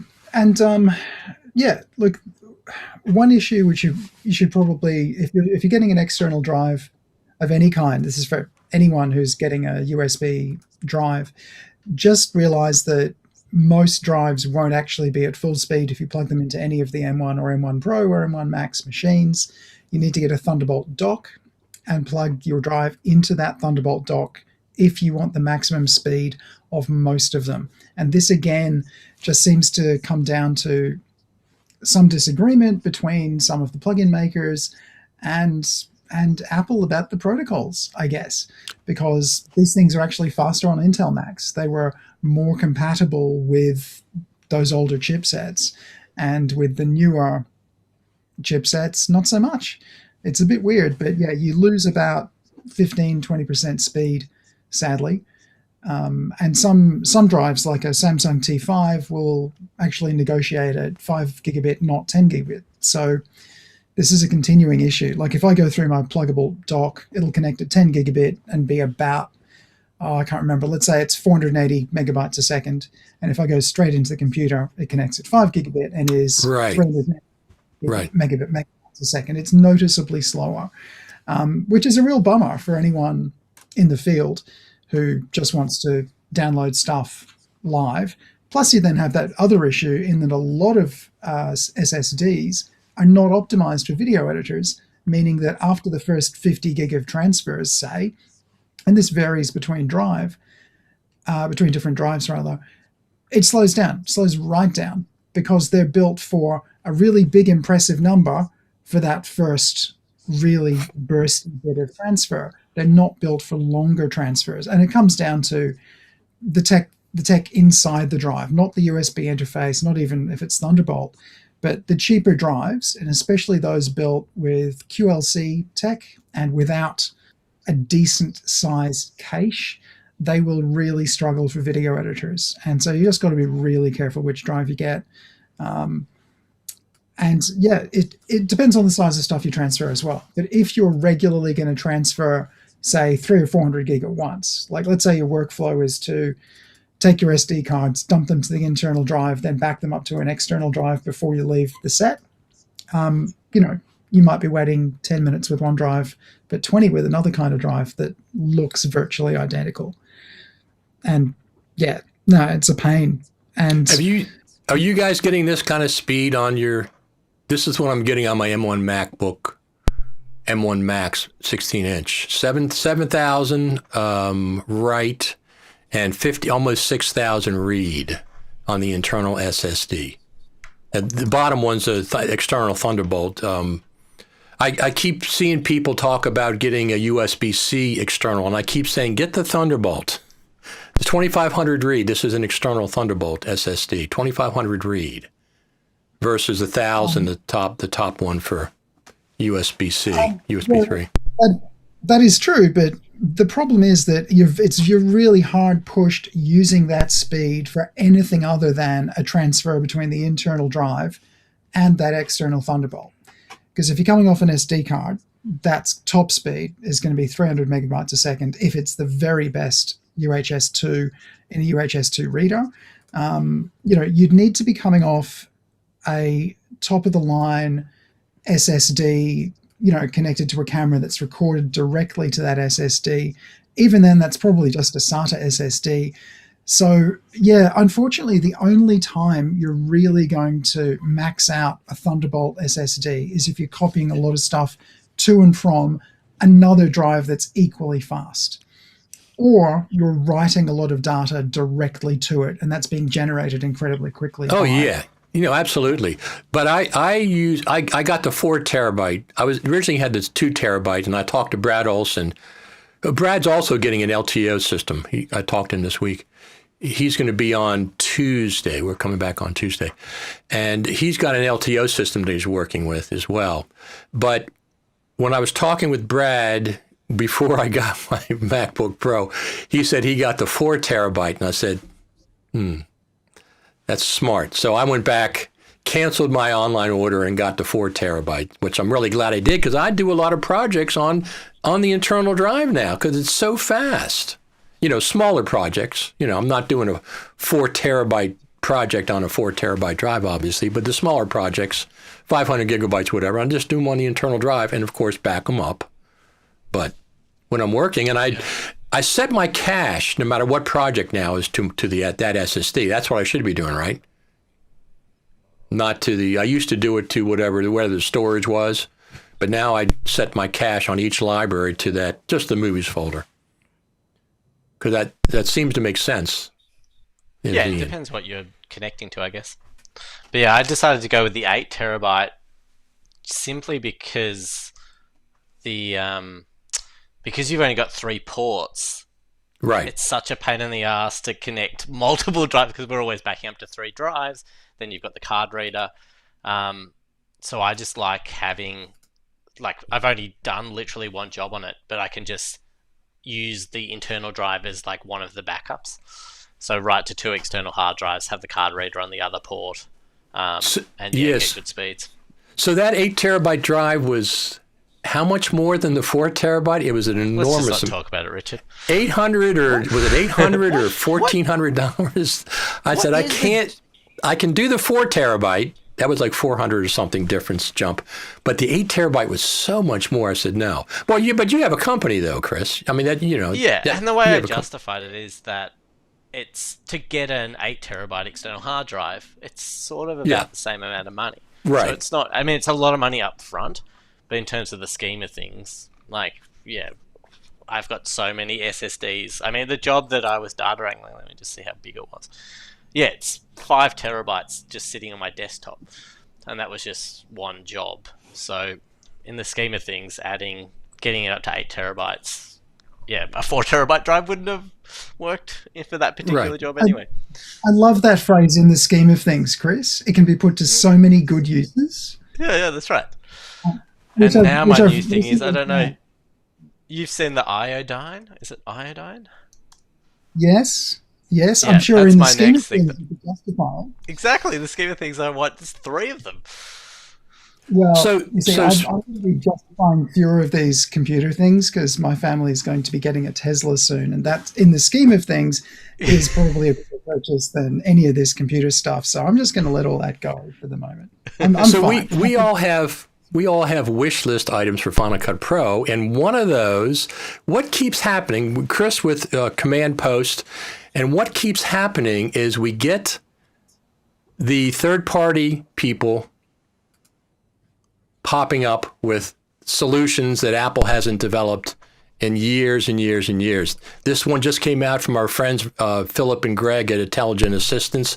You can now read, write, copy, open text documents if you click on Final Cut, it doesn't go to the background.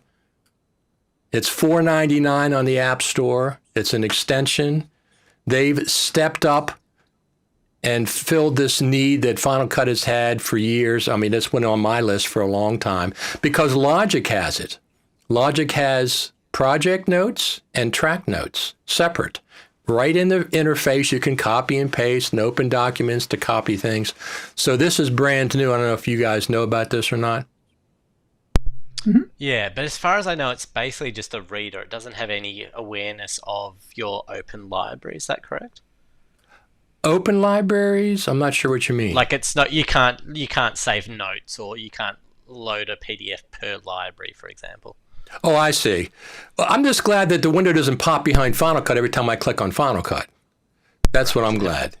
You know, and I think you can copy and paste. I know you can't copy and paste from this. You have to open something because I tried to copy and there's no copy.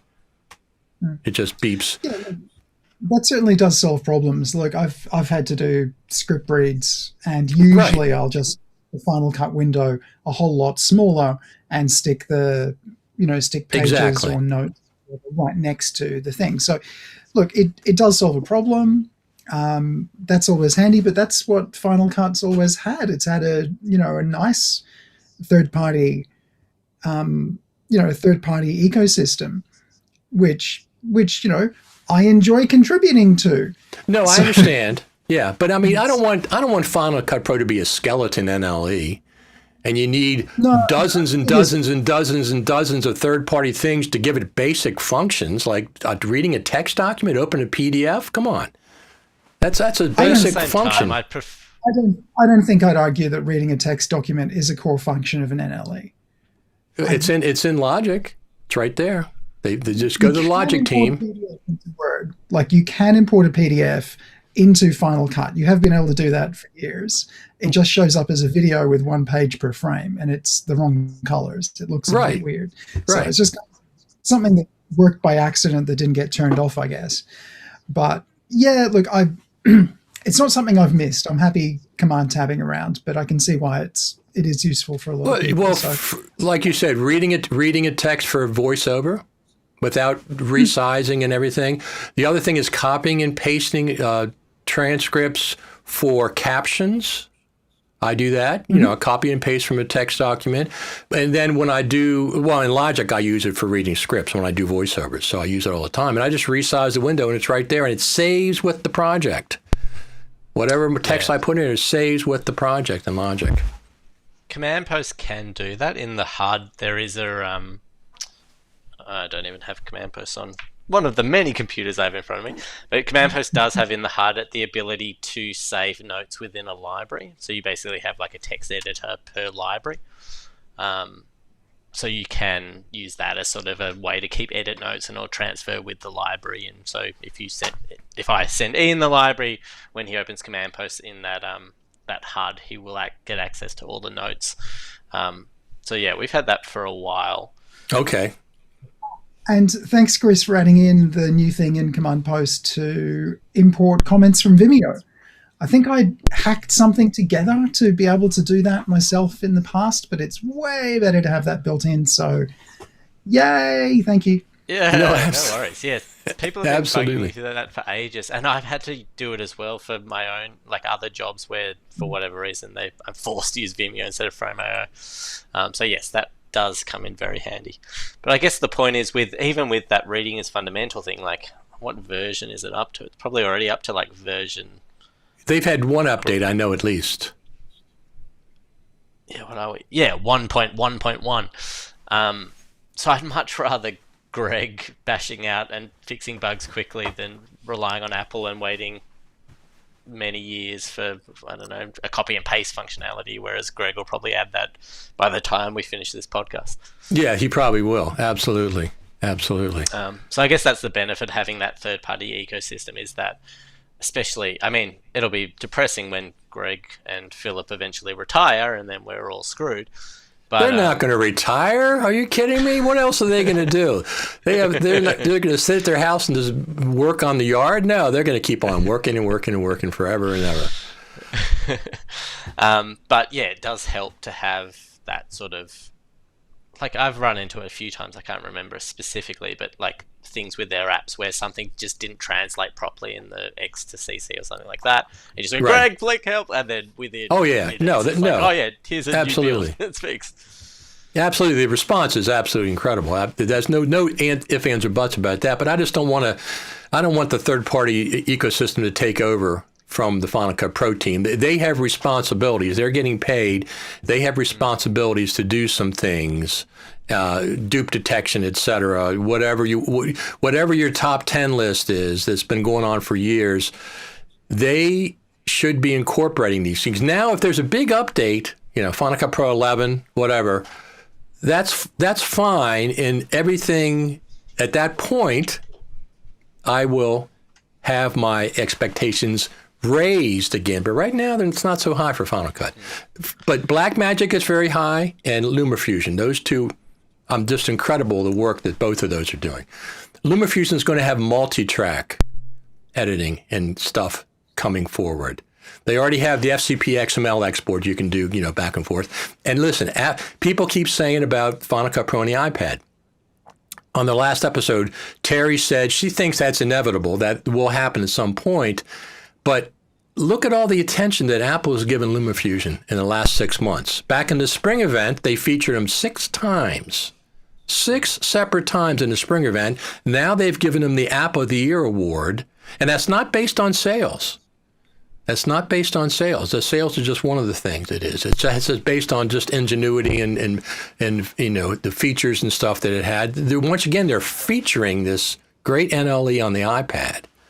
So I wouldn't expect FCP on the iPad not this year, not next year maybe, but I don't I expect think next year will be. I mean, all the rumors say that the whatever the headset, the AR headset's coming next year, and Apple's posting 1 billion different jobs in the Pro Apps thing over engineers that will work on this new product. Oh, they are. Okay. Yeah. So I'd say, and generally speaking, normally whenever they post an ad, you don't really get the product for like 3 years later. But I think this might be a different case because they've been working on it for so long. So I imagine next year's probably going to be the year where we get that AR stuff, and that's what the Final Cut team's probably been working on for the last little while that we haven't, whatever that, and it might just be one feature, the ability to export to the AR headset. Well, since they've opened up, still requires a team of 30 engineers and stuff to make happen. Since they've opened up, we're going to give this Final Cut Pro feature to Final Cut to iPhone 13 users. They certainly could say we're going to give this feature only to people who buy our headset.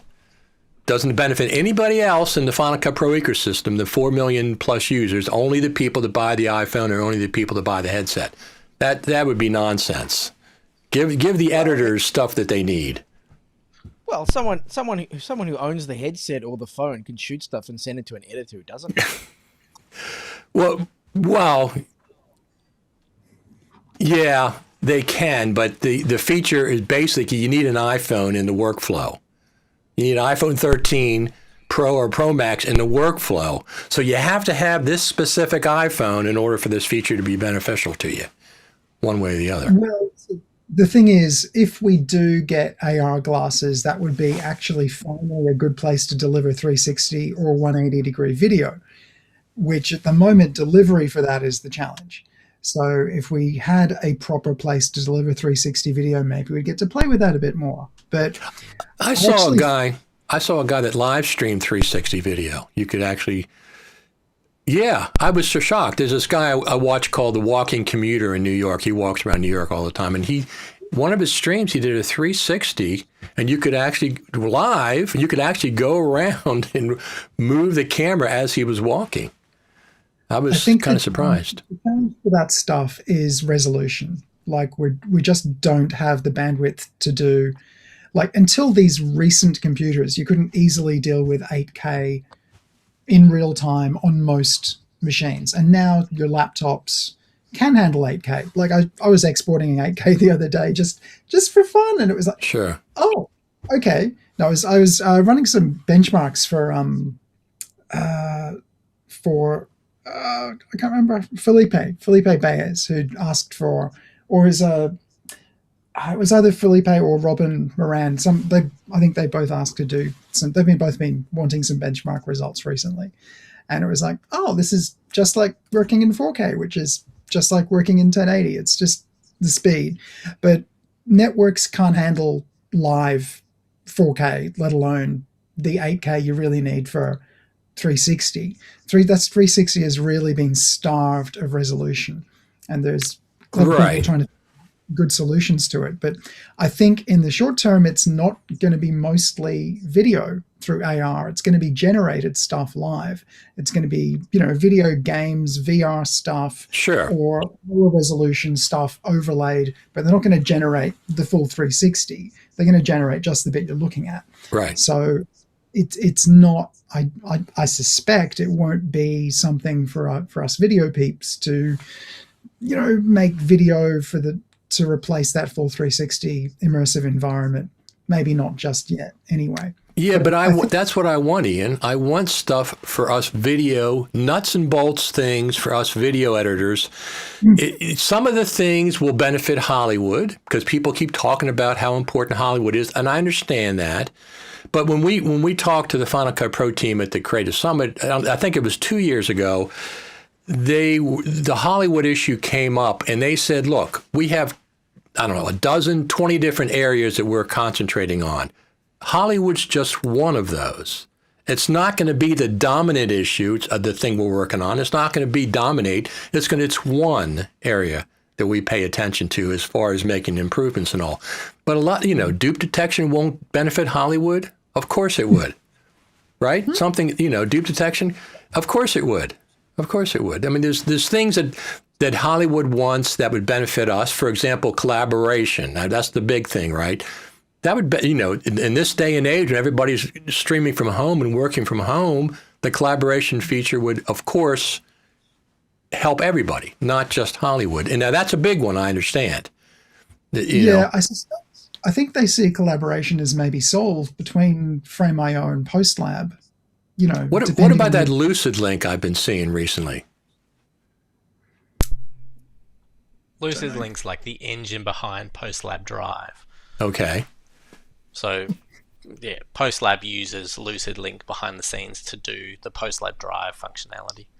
But it's basically like an intelligent virtual file system. So basically, Lucid Link basically appears as a drive on your computer. You put data on it, and it does very clever real-time sort of.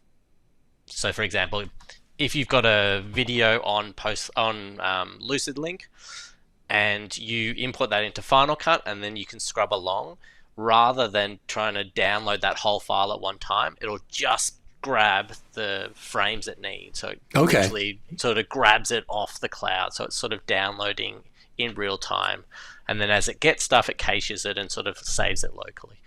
So you can get instant playback performance in Final Cut or any other app because it appears just as a normal drive. But it's literally streaming over the internet and then gets cached locally. Huh. And I guess amazing tech. Yeah. So Frame.io is different than that, right? Yeah, Frame.io is at the moment it's more just a review platform with also the ability to stream into that platform. So you can do your camera to cloud workflow where you can stream straight off your camera and have it automatically upload to Frame.io. Yeah. I even though that's text available, I still want to have a hard drive with this stuff. I just feel better with that hard drive. Yeah. Now I understand if you're across the world and you have to stream, if you can stream dailies or somebody is in New York or or Hollywood, I understand that. But ultimately, I want that physical copy, just like having a CD rather than just Apple Music. I want that CD of something I really like about it because I can always make my own copies later. I think Lee fell asleep. He was talking about being so late over there. Oh, there he is. There he is. Good old internet. One with connection issues tonight. Yeah. Yeah.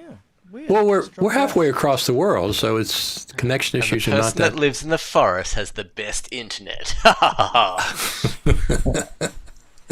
See, the one argument against physical media, though, Richard, is that your physical media is stuck in the past. Like, I had Blu-rays of The Lord of the Rings, right? Mhm. Or no, I think DVDs at the time when they came out. And I couldn't watch them all because one of them I bought while I lived in the UK and the other two after I moved back to Australia. And the region was the wrong region and it wouldn't let me play the stuff I had legally purchased on my...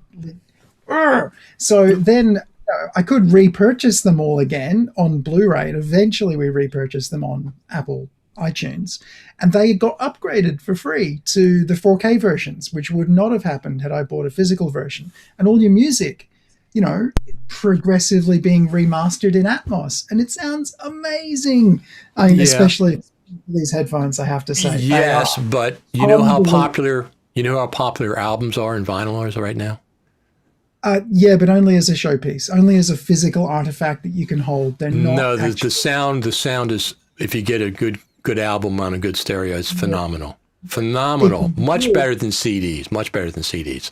Well, okay. Well, the other thing is how much, Ian, my stuff is a level above all of that. It's so how good. much did we hear about tapeless? Everything's going tapeless. And what is Chris doing right below me? What is he doing? He's using LTO tape. All the tapes. Right. So I hate tapes. I'm about to throw away all my tapes. I could not care less about tapes. They die.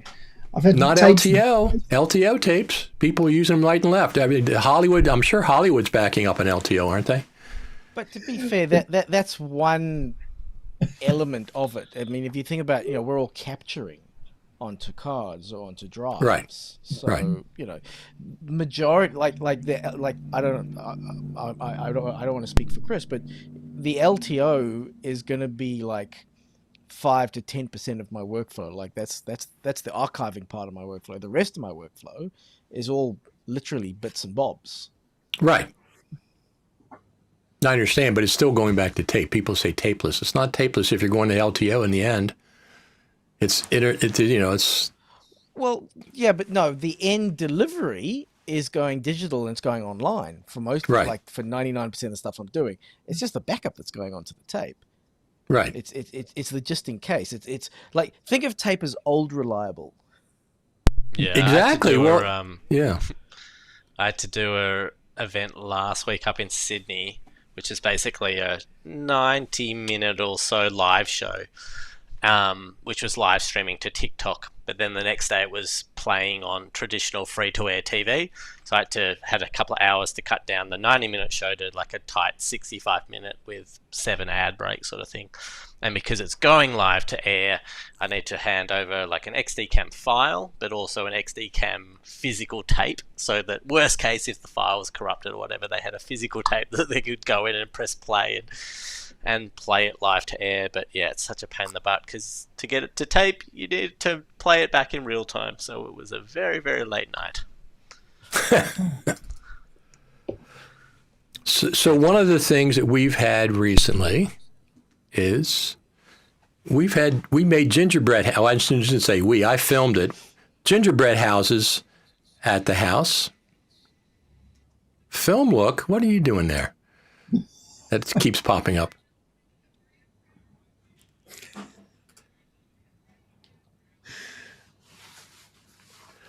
So, do you guys? So I mean to ask you this: Christmas in Australia is in the summer, correct? Mm-hmm. So, do you have Christmas trees for the summer? I don't know how that works. And decorate them to traditional pine trees. We have all the stuff which you'd think you'd have in the Northern Hemisphere, except it does not make sense here.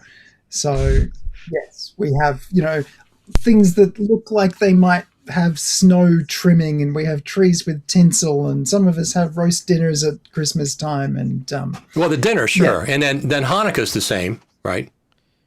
Yes. But both places. Hanukkah's not weather dependent. In fact, right. the whole thing of Hanukkah is that it wasn't dependent on anything. So it's like you can have donuts no matter where you are. I never associated Hanukkah with donuts before. That's the first time. Yeah, no. Well, I mean, technically they're called sufganiyot, but they're Okay. pretty much they're jam donuts. Okay. Yeah, and then the other traditional thing is latkes, which is basically like you chop up potatoes, you chop up some onions, you put in a little bit of batter, you fry that up, and then you kill your arteries. You kill your arteries. Yeah, I guess that's true. So one of the things that we had locally, and I never realized this, let me see if I can pull this up, is when I we had a Christmas tree lighting down in Sykesville in where I live. It's like a 1980s, that's like an 1880s Main Street, except it has electricity now. And one of the things they've had down there for a long time, let me see if I can find these, is they have train tracks that go down there. And I never knew until the last time I went to, no, I didn't put it on my local drive. The last time I went to the tree lighting, Santa Claus was there, tree lighting, the train car was open. It's a real train car. And inside they have model trains. Inside the train car, they have the whole car was taken up with model trains. I was like really a babushka train. Yeah, exactly, or a Russian doll train. I've never seen that before, so I went back and interviewed those guys about that because I never saw that before. I said, "What is going on here?" I don't even see where it. Oh, there they are. There they are. Oh, that's just the backup. I use backups for Final Cut Pro. So what do you think is going to be happening in 2020 Final Cut Pro wise? Have any predictions besides 10.6.3 or 10.6.4 or 10.7, the way they're going, they're skipping. You know, they had 10.5, couple little things, 10.6, couple little things. If they just go to 10.7, it seems like they're trying to get to 11. They're making these little chapter stops along the way, but they're not the full ones we're used to that we had up to 10.4, right? Yeah, I don't know. I think we'll definitely see iPad eventually. Whether that's next year or not, I don't know. I think if the VR headset or the AR headset comes next year, Final Cut Pro will definitely have some big involvement in that because they'll want content on these devices. Mm-hmm. Do you think Hollywood will be excited about VR headsets? I think so. Yeah, they go into whatever fad. Everyone's doing NFTs now, and whatever the cool thing is, they're doing it. But I think the other thing we'll see a lot of now that we're moving to an Apple Silicon world, is that they're really going to push the machine learning because they've got dedicated chips for that. They're going to push the hardware acceleration because they've got dedicated chips for that. I wouldn't be surprised if eventually, maybe on the next iteration of the MacBook Pro hardware, we'll see codecs get put into the hardware as well. So rather than R3Ds doing it on the GPU, they'll basically do what they said they'd do on the what's the card for the Mac Pro? Yeah, the Afterburner. They'll do what they promised with the Afterburner, where they'll be able to use other codecs, but obviously the Afterburner sort of is just another one of those ideas that they went, this is going to be great, and then they went, wait a second. Yeah, I didn't buy that. We could make this really expensive card, or we could make an itty tiny thing and just put it in as an extra chip on the laptops, and that's basically what they did. I was waiting for when I got the Intel Mac Pro 2019, and I was waiting for more Afterburner type cards because I don't work with ProRes myself, so I was working for an H.264 accelerator, H.265 accelerator that I could plug in there as a PC, and it never came. It just it did come. It just came in the form of a laptop in a tiny chip amongst many other chips. So they're talking about the iMac Pro making a return, even though Apple said they stopped making the iMac Pro. They're talking about the iMac Pro coming in the spring of 2022, the M1 version, M1 Max version. So are they going to call it the iMac Pro, do you think, or just? I reckon it makes sense. Okay. Makes sense. They've paid for the URL. They may as well use it. And what else? What else are we going to see hardware besides the glasses and the iMac Pro? We should see a there Mac was an Pro next year. Yeah. You think so? Yeah. They'll finish that. I think Is they'll it finish the off end the of- transition to Apple Silicon. And look, one rumor that was interesting, there's not Max Yuryev, but his brother on YouTube has some interesting contacts, and between them and Mac Rumors, somebody had figured out by analyzing the chips that on the M1 Max, it's actually designed to be connected to another M1 Max. So there could be in the iMac Pro the option for 2 M1 Max chips. And if that happens, then that's how the Mac Pro entry level could go, or they could go yet another level, and maybe they'll do like the M2 Pro Max or whatever that, design that to take 4 or 8 M2 Max units or whatever. So there's certainly potential, and they're certainly thinking about what's going to happen next. This laptop is fantastic and, one of the fastest Macs that's been made, but there's no reason to not double that for some workflows. I think we'll see AR glasses. I think the video stuff will be tangential. I don't think it'll be key to the functioning of or success of that device. We're not going to be short of work. So all these devices need videos made about them. And, most people are still going to be consuming media on screens and phones for a long time to come. I'd like to think that if the Final Cut engineers don't have to support anything new like AR glasses in any really special way, then maybe they'll have time to get to requests like dupe detection and, roles-based mixers and stuff like that. But who knows? Look, maybe they've just decided some of these things will be left to third parties and some other things aren't as important as some people think they are. But maybe they'll make it back to the top of the list. And I'd like to think there's some time for that. But they're getting paid. The Final Cut Pro team's getting paid. They should be doing something.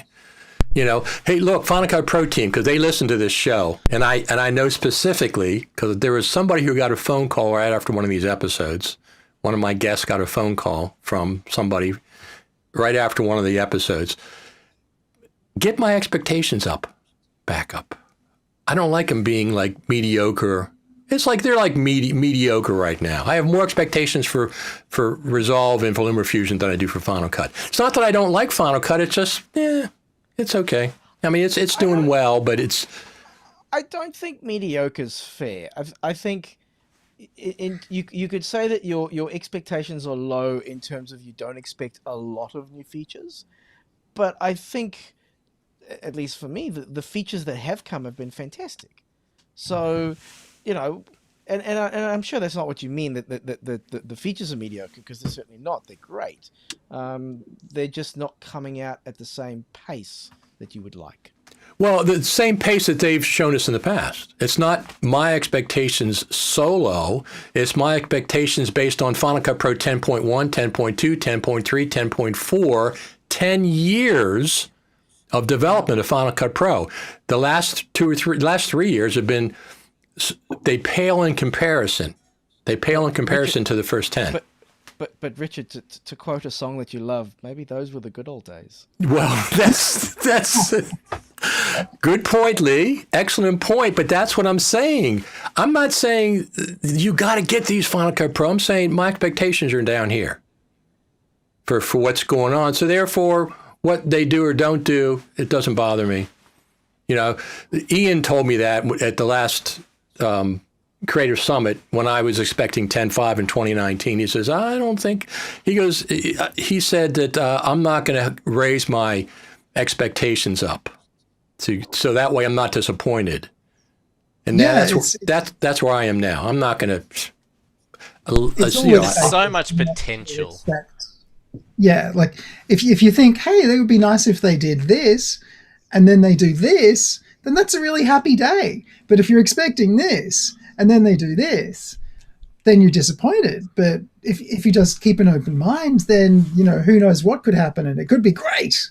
And it's fine. Look, to me, I get the job done faster in Final Cut 10 than I would in Resolve, so I'm going to keep using Final Cut 10. Much as I might like a few new features, they have introduced useful new features. I like the tracking. Every now and again, dupe detection would be useful. Sure, that'd be nice. There's lots of other things that they could do. Look, it'd be good, but look, also to me, that's like a whole extra heap of stuff I need to write about. And, I don't want to have to update the book all the time. And, it has been written, by the way. I'm just waiting for it to make its way through the publishing chain. It'll be a free update for everyone who's got it, by the way. So if you've got my book, there will be a free update coming soon in one format or another. Even if you bought the paper one, you'll get an electronic update to the new version when it is available, which will happen soon. Sorry. Hey, Ian, I just had an idea. If there are any Final Cut Pro engineers listening to this right now, when you do come up with dupe detection, just to have a bit of fun with people, I want you to put the function in 8 different places in Final Cut and give it 8 different names. Or call it something weird, like instead of a timeline or a project, you call it a project instead of give it a weird name for Sean Lander, because Sean Lander's the dupe detection guy. So give it some weird name that doesn't make any sense in the grand scheme of general video editing. That'd be right up there. Oh, look, I should actually say none of the NLEs are consistent about what to call a timeline, except that none of them call it a timeline. Like Premiere calls it a sequence, but in After Effects it's a composition. Why? And here we've got projects in Final Cut, and what does Avid call it? I don't know. Chris? Sequence. What about motion? Sequence. Motion. So it's sequence in Premiere and Avid. Motion? Project? Yeah, I think it's just a project. I don't think so. I think that's only Final Cut Pro. Yeah. But yeah, the thing is, even on the Premiere After Effects side, they don't have the same name. Like composition is After Effects, Premiere is sequence. It's well. Answer this for me then, Final Cut Pro team. Why can't we scrub a project in the browser? To this day, 11 years. They had the library, the project library. That's correct. I mean, they had it at the bottom of the screen. To this day, you cannot scrub a project in the browser in Final Cut Pro. That seems, you can scrub it in the share menu. You can scrub the project in the share menu, but you cannot scrub the project in the browser. I'm sure there must be a good technical reason that they took that away. Well, there's lots of reasons. The excuses, I understand. I have the dictionary of excuses here for NLEs. I have the whole dictionary. I've seen them all. I've heard the excuses. I've heard for years, it's Metal 2. That's what's taking so long. Then I heard, no, last year it was M1. No, they're re-architecting for the M1. Everybody has to do that. That's not specific to Final Cut Pro.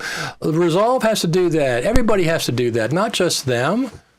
Okay, let me give you some good news then, Richard. Okay, thank you. Pixelmator with motion shape support will be out this year.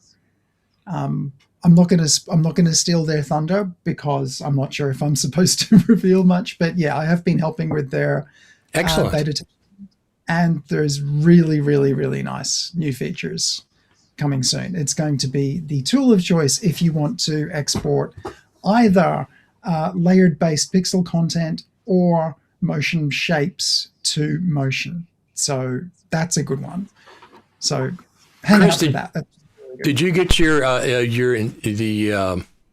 alpha layer thing sorted out with Final Cut? You were having an issue, or you saw an issue where it wasn't. We were using, because there was issues in 10.6, so we were using 10.5.4 on the new Apple Silicons, the 16 inches and the 14 inches, and on 10.5.4 alpha channels don't work on Monterey. So yeah, you have to, basically the older versions are not working really well on the new version, which is sort of to be expected. But I think most of the bugs are now fixed in 10.6.1. There's still a few things, and there's still a few jobs that we're going to have to just stay on our Intels to get finished. But yeah, and I know Apple, as soon as 10.6 came out, we tried moving some big projects across, and there were issues, and I was very vocal about those issues, and Apple got in contact with me very quickly. So they're very much aware of it. They're very proactive in terms of reaching out and trying to solve these issues. But yeah, there's just a lot of outstanding jobs that we're just going to keep. That's why I've got 3 laptops. I mean, the big jobs that require consistent color when we do exports, because they're part of a wide range of different deliverables. We'll just have to keep using the old version, because I don't know if certain things will ever be fixed in the newer versions. I think it's a lot of people should probably get in the habit of just compressing the old version, the old copy of Final Cut Pro in Motion. Absolutely. Or you run your updates every time. Like I've got all the old motions and Final Cuts going back years, and partly it's just for compatibility. Like I've got product annotator through FX Factory, and I'm going to do an update to that probably early next year. Introduce a couple more shapes for all, like a super thin and a super thick shape for the arrows and the circles and stuff. And to make that as compatible as the last version was, I'm just going to use the old version of Motion so that the compatibility doesn't change.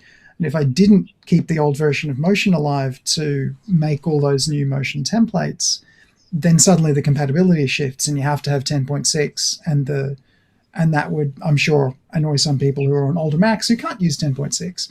So yeah, just keep your old versions around. Always, just, there's no reason to chuck them out. Keep them around just in case. Oh, absolutely. Somebody on this panel was looking for Final Cut Pro 10.0 at one point. I'm not going to say who it was. And I had a copy. I have one of the original MacBook Pros, the real thick one, and I have it on there. I had 10.0, and I've been saving them all along. So I have most of them, probably about 80 to 90% of, I zip them or duplicate them and put them on other drives. Well, boy, it looks a lot different. 10.0 looks a lot different than 10.6.1. So. It does. Oh, just one thing. I put out a YouTube video recently, but I'm not big on YouTube, so most people won't have seen this. And the main takeaway from a heap of benchmark testing I did on the new M1 MacBook Pros is ProRes is the fastest thing. It's faster than H.264 HEVC, but right. If you've got a slow upload speed to wherever you're going to share this thing, then sharing ProRes is going to take a lot longer. It's probably not going to save you speed in the total runtime, I guess. The big thing which I found out is that if you have an M1 Max, do not use 2-pass encoding. 2-pass encoding is no faster than an M1 Pro. If you've got an M1 Max, you need to be doing 1-pass encoding to get the most out of your 2 encode units for H.264 or HEVC. So that was the big thing I didn't know going into this. And look, the speed is very, very good. The M1 Max is even more powerful if you're doing heavy graphics stuff. But yeah, just do 1-pass encoding. If you've got an M1 Max. Well, Ian, speaking of that, 2 years ago when the Apple did their presentation online at the Creative Summit, they mentioned that the faster encoding was actually hardware encoding. Yeah, that was a very specific thing for doing HEVC encoding, which I think at the time was 8-bit was accelerated and 10-bit wasn't, or certainly the 1-pass was hardware and the 2-pass was not. Now I think they're both hardware, but some of it gets wasted at least. Maybe they're not both hardware, but you want to do 1-pass. It'll now do 8-bit or 10-bit 1-pass, I think. So yeah, things have moved on from that, but you still want compressor to get the most out of these things. If you want to make a custom data rate for 1-pass encoding, you're going to need compressor because you're limited in what you can do from Final Cut. You can do HEVC if you do Apple devices these days. Right. But, most people, if you're only going online, sure, you can do HEVC, but the data rates are a little small. And if you give them to other people, they're probably going to be confused. Clients are likely going to struggle playing HEVC unless they're on a new Mac. So are we going to see Final Cut Pro 10.7 in 2022, or just going to be 10.6.2, 10.6.3, 10.6.4? I mean, you know. Based on history, probably later in the year we'll see 10.7, I guess. But I have no idea. Yeah, If I had I could not share. But the new history, 10.5 came out last year. Less than a year later, 10.6 came out. Less than a year, with only a couple, 10.5 and 10.5.1, 10.5.2, whatever they got up to, bug fixes. They didn't do a whole lot after the initial launch. And then 10.6.2 came out with 2 features. One of them, you require an iPhone 13 Pro 4 or Pro Max. So it seems like we'll see 10.7. It seems like they're, like I said, these are chapters on the way to Final Cut Pro 11. That's what it seems like they're doing. They've changed. That's what it seems like to me. If they're doing such small compared to up to 10.4, I mean, look at 10.4. We had great features. 10.4.4 was released at the Creative Summit. 10.4 itself was debuted at the Creative Summit, and it came out a couple months later. 10.3 was debuted at the Creative Summit, right? These are all bigger. So 10.5 came out last year with the M1 Max. Less than a year later, we got 10.6. But there wasn't a whole lot of chapters in 10.5 as far as features go. Bug fixes, yeah, but they should always do that. So I'm guessing they're going to, if that's their new strategy, we're going to see 10.7. What do you think, Lee? 10.7's coming on Wednesday. It's out right now while we're on live. They just put it out, just snuck it in there. No, the heck with it. Like I remember when I used to visit retail stores and people would say to me, "Oh, when's the new iPhone coming out?" And I go, "Oh, it's coming out Wednesday." And they go, "Oh, it's coming out this Wednesday." I go, "No, Wednesday." Right. Exactly. So we will see 10.7 on a day with a Y in it. That is my prediction. Day with a Y, yeah. The only day that I never, very rarely, I don't think they've ever put out updates on Saturdays or Sunday, right? I think they did the HD version of Final Cut on the Sunday night before NAB. I think, if I it was 10.4, 10.4.5 when they came out the HD version of Final Cut, but that was NAB was starting on Monday or it started Sunday or something. That's the only reason they did that. So we can eliminate Saturdays and Sundays. Have they ever done a Friday? A major update? I don't think so. It's normally, I used to joke Wednesdays because Wednesday here is Tuesdays in the US, and they used to do announcements on Tuesdays in the US. Right. For example, the iPad was January 9th. Was it January 9th? Yeah, it was Tuesday, January 9th when the first iPad was announced at 9:41. God, imagine what information isn't in my brain because... That's pretty specific, 9:41 on Tuesday, January the 9th. That's very specific. Yeah, how do I know that? Oh, because it's on the screenshots. If you look on the boxes of iPads, the screenshot of the iPad, that's the time and date that's on there. And that's when it was announced. And if you connect an iPad or I think an iPhone through many different ways of connecting them to a Mac, then the time automatically gets forced to that time.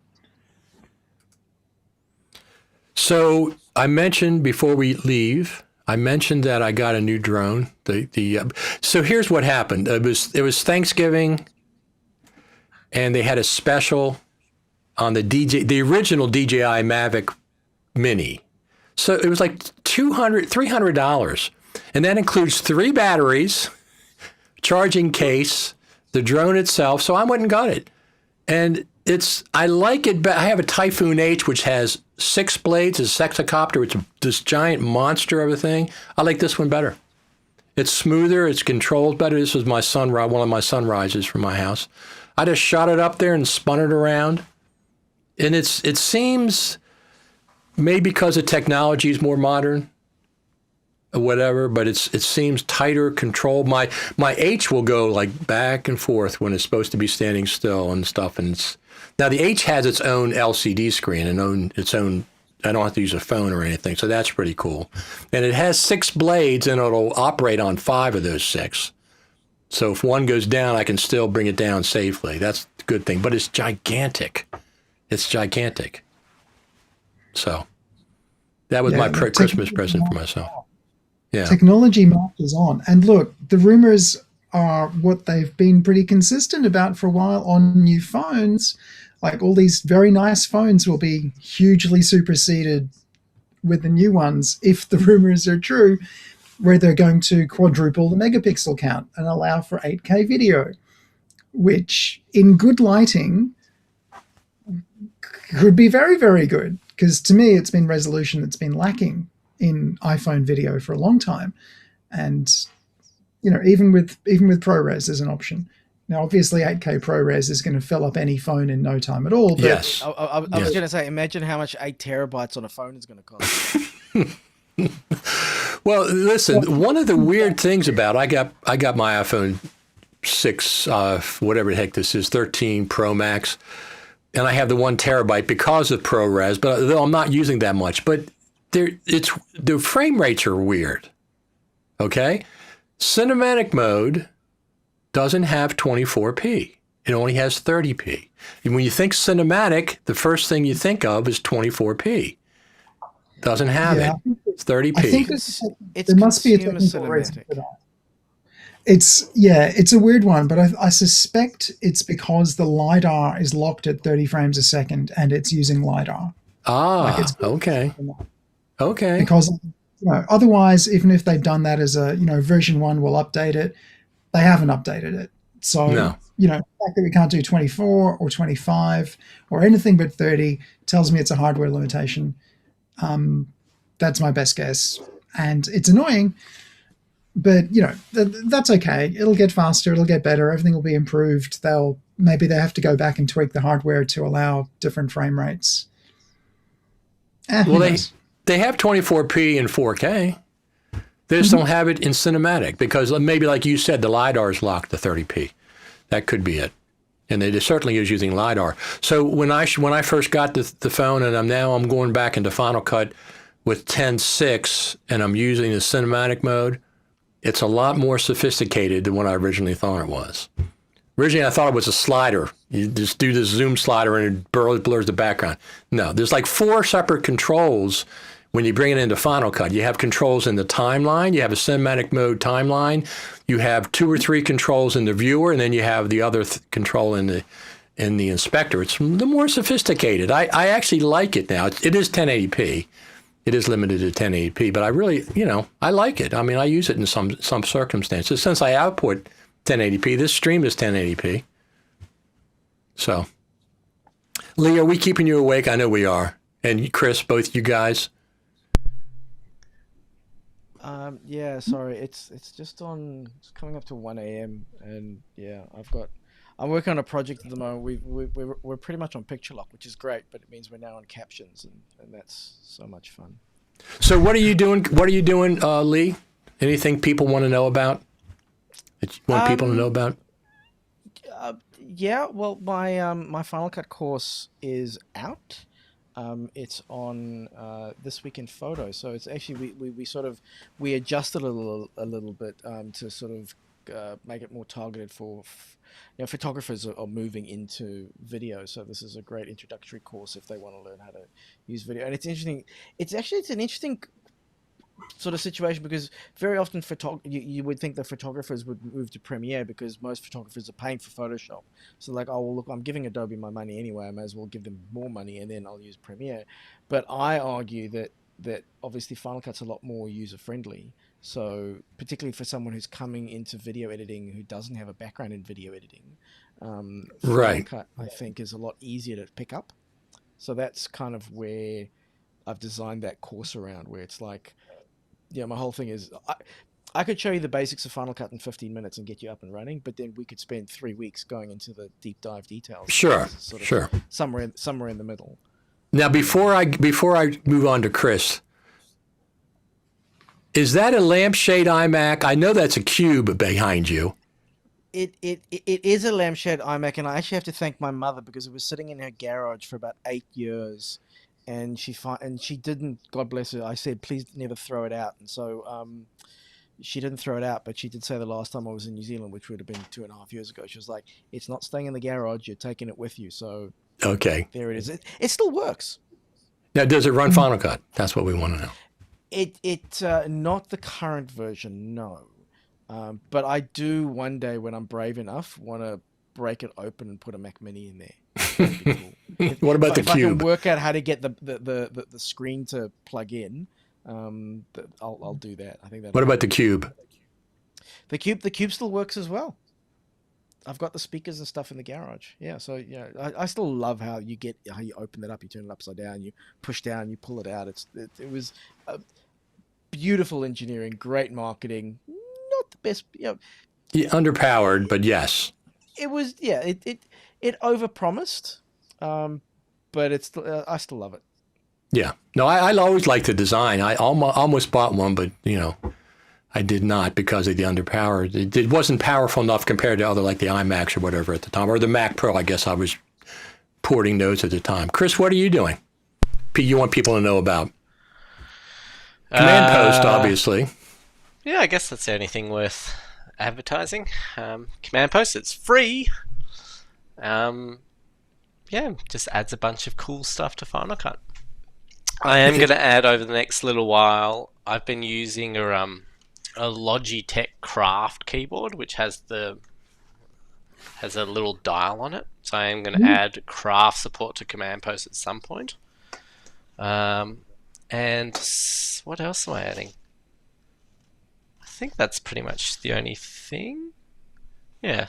Yeah, Blackmagic has locked down their hardware, right? You can't use anything but Blackmagic. Oh, I've wasted so many hours trying to make that speed edit. That's intentional, right? I'm sure they're doing it intentionally. Yeah. That's very intentional. But like the level of like intentional is like crazy. Like I've tried everything to get into that, and like the amount of like, it's harder than cracking into a bank vault. Sort of. Speaking of. That's why Resolve is free. Yeah, well, you're right, that one version. Yeah, I don't understand why they've locked it down so much, but they've really, Grant must have told them, Chris can never get into this. Now, do they 7 times, hash it, salt it? Are we going to see B-RAW support in Final Cut in 2020? Don't know that one. That's just a political one rather than a technical one, I think. Yeah, but they work together. Blackmagic and Apple work together. They had the eGPU. Don't know. There's no reason why either Final Cut can't get broad support or Pros can't go into Resolve. Doesn't make any sense either way. So don't know. Maybe 2022. Yeah. Someone's holding someone. I imagine both Grant and Apple are very good at holding a grudge. Yeah, well, we know Steve Jobs was over something. Yeah. What about you, Ian? You have your book. So is it 10.6 or 10.6.2? Yeah, 10.6.1. I'm sorry, 10.6.1. I don't want to get you in trouble. No, the book just refers to 10.6 because the book will be updated for each major release, but probably not for little point releases. So, yeah, look, that update will be out soon and free to anyone who's bought a version. You'll get an electronic update if you bought it in any format. Even the physical book. That's amazing. If you bought a physical book, you'll get an electronic update. And bug me if that doesn't happen, because I'll put you in touch with the person at the publisher, Pact, who told me that that's what was going to happen. So that's fine. And Annotate Art, there will be a new update to Fun with Stuff Annotate Art next year, with a couple more styles of hand-recorded, circles and arrows and things, so that people have more options to highlight things in their videos, and that'll be a free update. Now, are we going to see the Final Cut Pro 10.7 book out in 2020? That's what I want to know. If I knew, I couldn't say, and I don't think anyone knows at this point. It's only just after 10.6, so yeah.